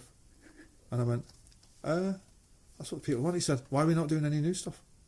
It's like, I don't know. And he was going, I'm fucking in a huff about it. Wow. And he was saying, "I wanted to hear some I Flying Bird stuff." And I was thinking, fuck me, if he weren't 6'4", And I was like, "Do you not have a good night?" Though he's saying, "Yeah, but still though, fucking hell." And I was like, wow. And we're there. There's the TV. There's Jamie Carragher and Micah and the girl who's presenting it. And so I've got the headphones on and we're having a bit of crap with Jamie Carragher. And he said, "What do you think the team's going to be?" And I'm going, there is no way that Pep's going to overthink it this time. He's going to pick that team and that formation that played in the semi-final and the quarter-final. That's it. That's the team. The only thing is either Rodri or Fernandinho. I'm going to say he's going to start Fernandinho. At that exact time, Peter Schmeichel pushes the team sheet in front of me, right? Now, I can't see without my glasses, right? But I've got no glasses on, but I'm kind of squinting. And Jamie Carragher's going, "Oh, but the teams have just come out." And I'm looking, I'm thinking, he can't not start it either. And Sterling's playing. What the fuck? As Peter, I was going, what does that say? And he said he's not starting either Rodri or Fernandinho, and he's starting Sterling. And I was like, I was shocked. Yeah. I've got to say I was shocked. Yeah. I never second guess him, ever. But I was shocked.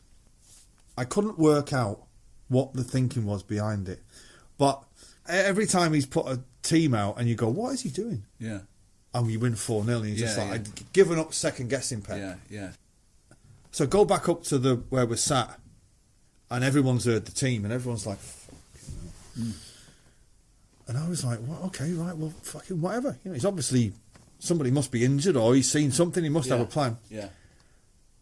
After about 5 minutes, I remember saying to Mike, they score first, we're fucked. Yeah.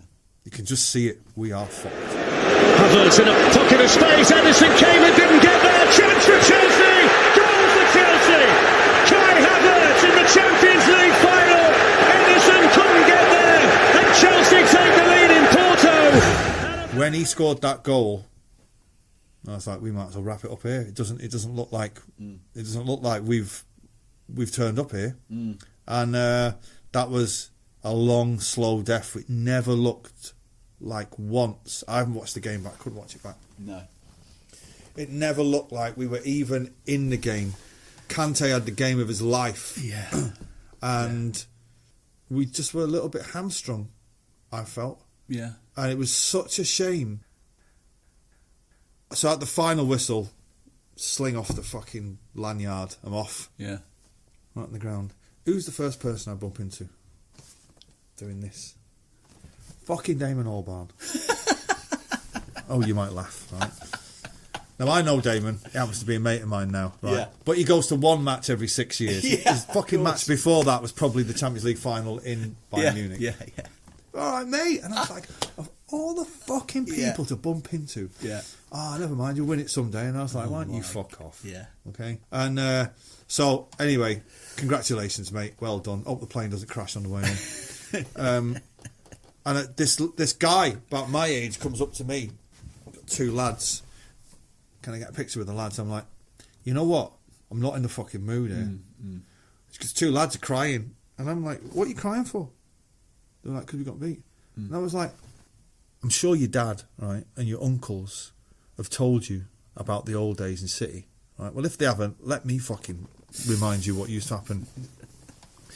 We used to lose all the time, right? When we used to lose big games, we used to get relegated, right? We've just won the league, right? So stop fucking crying.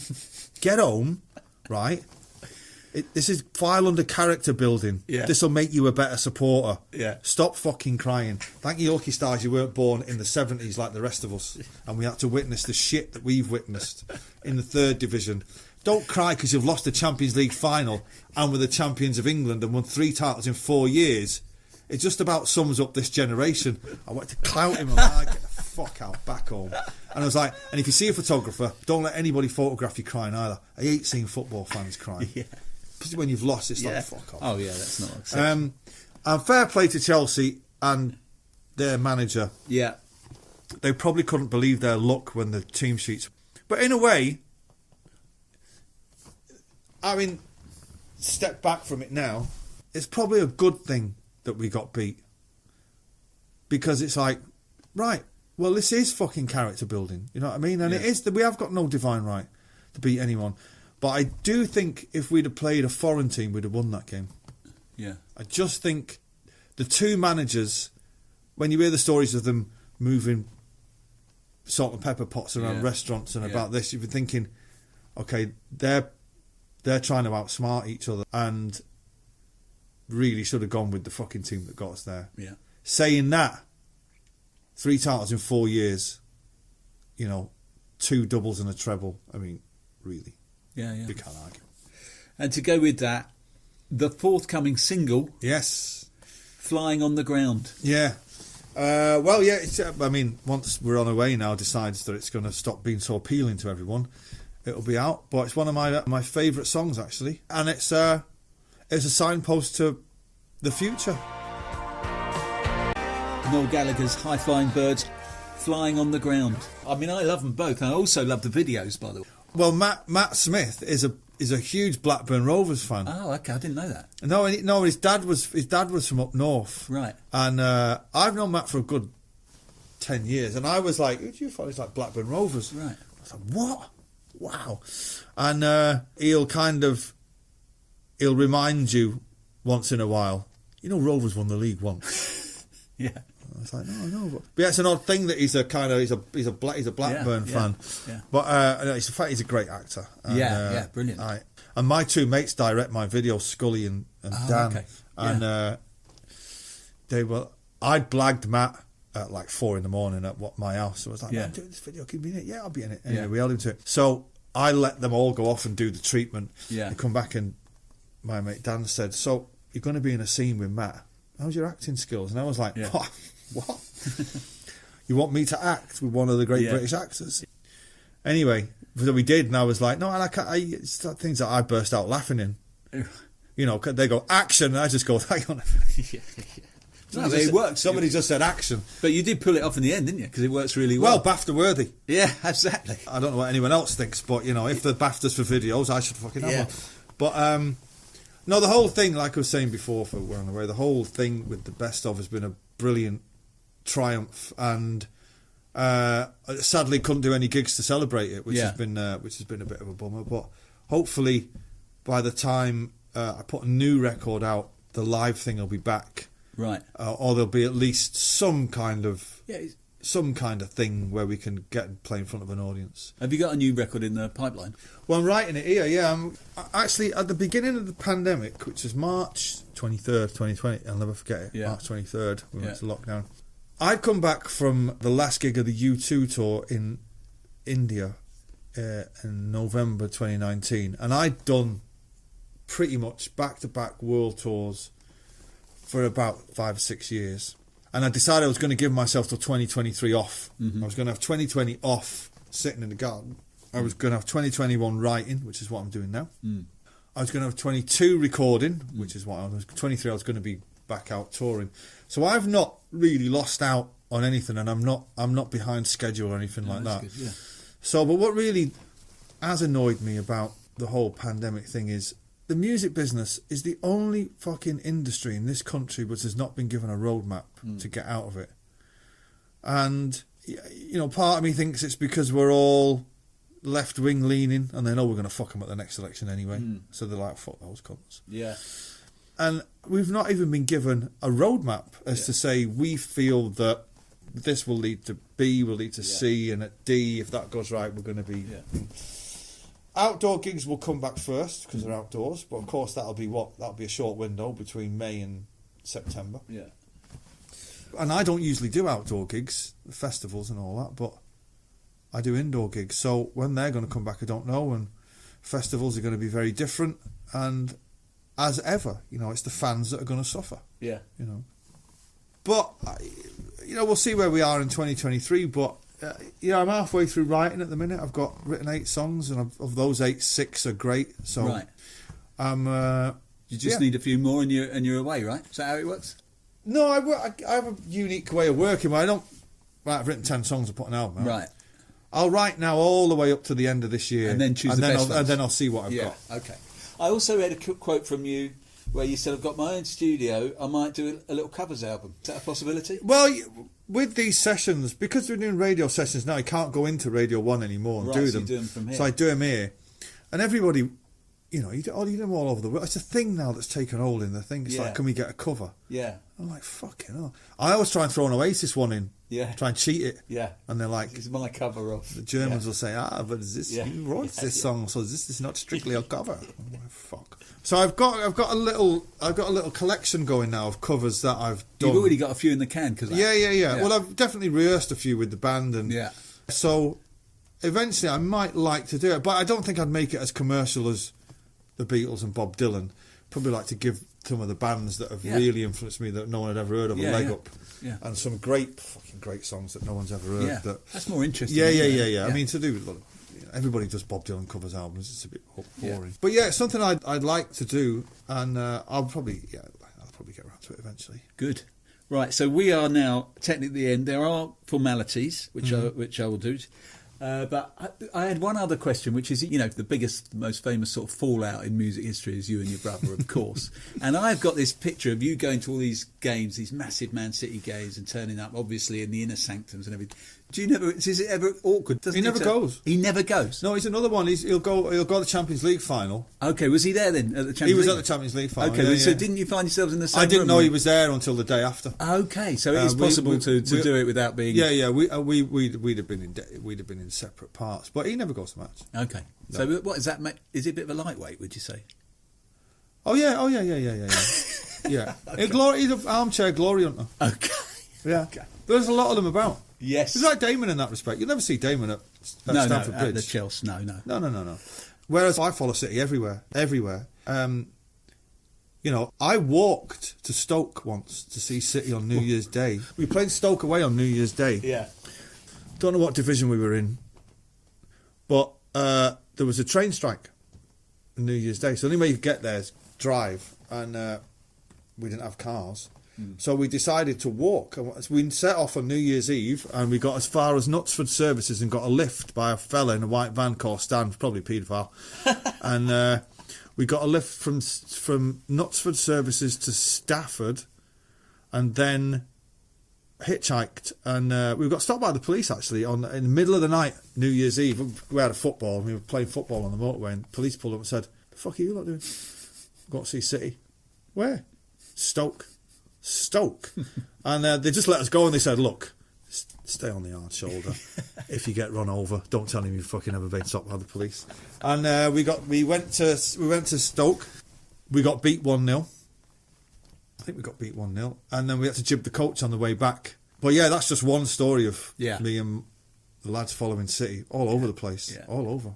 You know, which is one of the worst things about the pandemic was 2020 was like, I am going to every fucking game we play, home and away, no matter what. And of course, there's no football, and then it ends up being one of the greatest seasons ever for us. Yeah. We gladly have got to go to the Champions League final and the League Cup final, Tottenham, against Tottenham. So they got to go to the last game of the season against Everton to clap Sergio off the pitch. Right. So the games I could have got to, I got to, but I love it. It's a thing that with the crazy job I do, you're all over the place, and you don't get to see your mates from back home a lot. I mean, you keep in touch on the internet and all that, but there's a few of us that go, and there's something about, as you'll know yourself, the lads that you grew up with, there's something about the humour between you all that kind of never goes away. And when I'm with them, I'm not the rock star. You know, you're still just one of the lads from... No. They'll just take the piss about living in London. Okay. You managed to drag yourself up from fucking London, did you? Yeah. I'm like, yeah, well, you're still eating fucking gruel up here. You know what I mean? So there's a lot of banter between the lads. Do you think it's played an important role for you in coping? Because, I mean, obviously, this, you know, unfathomable success, can't even get your head around it. But it must have a downside. It must do your head in, I mean, occasionally.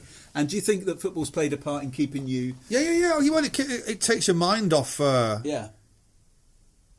Yeah, I mean, countless times there have been big shows coming up. I remember the day of Nebworth. United were playing Newcastle in the Charity Shield. We were convinced Newcastle were going to smash them. Right. And United ended up winning 4-0. But that kind of thing of having a TV all over the world in the dressing room to watch football kind of takes your mind off what's about to happen. We've put gigs back. Yeah, because the game's not finished. It's gone into extra time. iPads are... I love that. One of the great fucking moments. So, a couple of years ago, we're doing a festival. The rivalry between Liverpool is becoming a bit intense right now. It's intense for us because my bass player is a Liverpool fan. Right. My guitar tech is a Liverpool fan. My drummer is a Liverpool fan.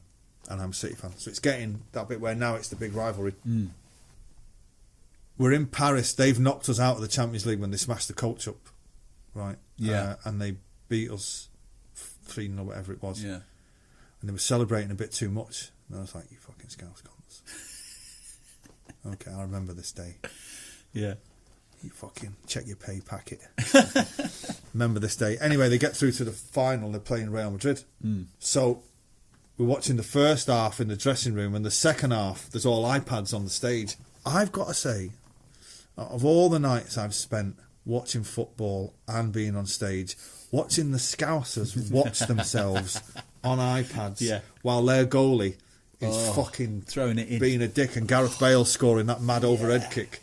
And I can sense what's going on. So in between the songs, I'm going, pretending, what score is it now? They're like, it's fucking 3-1. I'm like, that's a fucking shame, isn't it? And then getting off stage, and me and Phil, who's been my mate for 30 years, both City fans, we've like got a bottle of champagne each, like, chinking each other like that. Why? It's fucking hell. Karma's a bitch, innit? So that's to be renewed next season. Yeah. And it gets quite where we won't watch Liverpool, they won't watch City. Right. And when Liverpool are playing City, we won't watch it together. No, can't watch it. And then there's a rule that we're not allowed to talk about it. Yeah, after. That's a good rule. I think rules like that are important. Because if we've watched a few City and Liverpool matches together, and it's like we've ordinarily been on the wrong end of it. Yeah. And it's like, mate, I wouldn't jump up on a table. Exactly, that's the trouble, isn't it? Yeah, and added to that, I'm the fucking boss. Yeah, so for fuck's sake. So fucking make that, you know. So if Liverpool have been beat and they've gone 8 points behind, it's like there's no. Let's not take the piss. Yeah. It's very fucking important. Yeah. You know, and they've been like, oh, can you get us a ticket for the Etihad? I've been like, Yeah. to fuck. Yeah. Fuck off. What's on the fucking telly? We can get you in Anfield. Fucking in Anfield with you lot. Go on and sit in.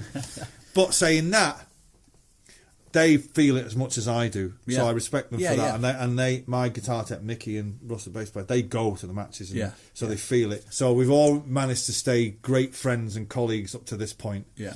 You know, they were funny last season though. You'd say, football. No, I don't watch it anymore.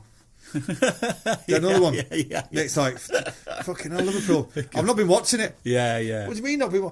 What, just because you're not winning? Yeah. No, I've just no. Fuck. Yeah. So the rivalry next season is going to be. I mean, I don't follow. Like I said at the top, I don't really follow international football. I can't wait for the seasons to start. Yeah. And I love it, and it's the little things like we all still buzz off, like the new kit, you know, Yeah. and the fixtures coming out. Yeah. When's the Yeah, derby? yeah. When's this? And what's Yeah. the running like? Yeah. And you try and work it out in your head. The first 6, we'll have 8. We'll have 11 points there. Yeah. And then the last 6 we should have, but then you work it out. Yeah. And then you always convince yourself that we've won the league. Yeah, We've won it before the done it game's once fucking you've kicked done it, off. yeah. We got Tottenham first game. Away. Yeah, it's I tell you- unusual for 2 of the big 6. Which just Well, it's still a hanging funny on. thing, because if Kane signs, his debut could I be know, against exactly. Tottenham. That's why it could be just so intense. That's what happened when Sheringham went to United. I think the first game was against No. Yeah, And he you got lot so have much not even stick. got a manager. Oh, have you got a manager? We got one now. We got Nuno. Oh, of course. I Nuno, think yeah. he'll do all right for you. Yeah, I hope so. Yeah, See, I like him. I think with Tottenham fans, there's this kind of unrealistic expectation Yeah. always involved. It's like, not obviously the older generation know a bit more about it.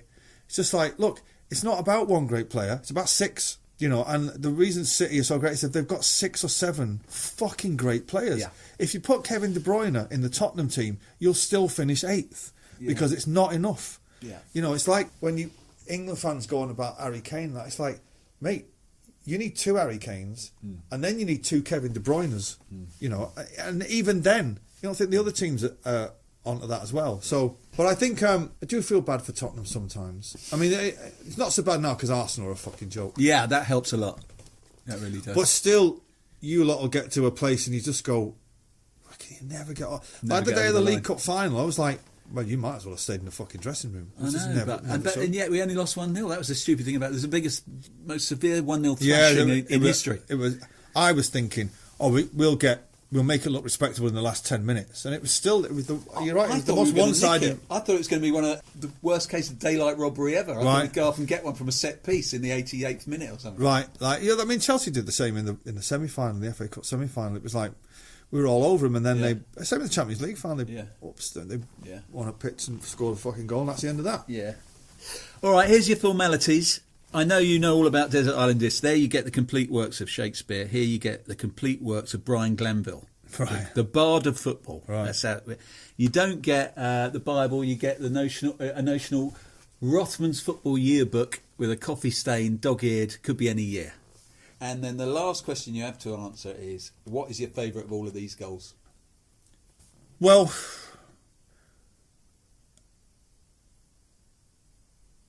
it would be between the Aguero goal and the Malcolm McDonald goal. Mm-hmm. And the Aguero goal, as great as it is for the club and all that, the Malcolm McDonald goal is the one that ignited my obsession with football. And I've never seen it back since, and I've tried to Google it on the fucking... I don't think it exists, because I try and hunt them all down. I don't think it was on the telly. Yeah. So I'm going to say the Malcolm McDonald goal because it was from my first ever football match at Main Road, and I've been a sucker for football ever since. I'll watch any fucking anything. Yeah. Now the Euros are finished, I'm like, well, we better go on holiday then somewhere. Yeah. What are we going to do now? Yeah, you know, there's even that bit after a season when there's no international tournament, and it's like 3 months without football. You're just like, oh, it's horrible. Yeah. I mean, what? Can we go on a tour? yeah. Gotta do something. No, I cannot thank you enough for this. Pleasure, This has been absolutely fantastic. I've been royally entertained. Brilliant goals, fantastic stories, and great music, of course. Oh, thank you very much, man. Thank you very much. Thank you.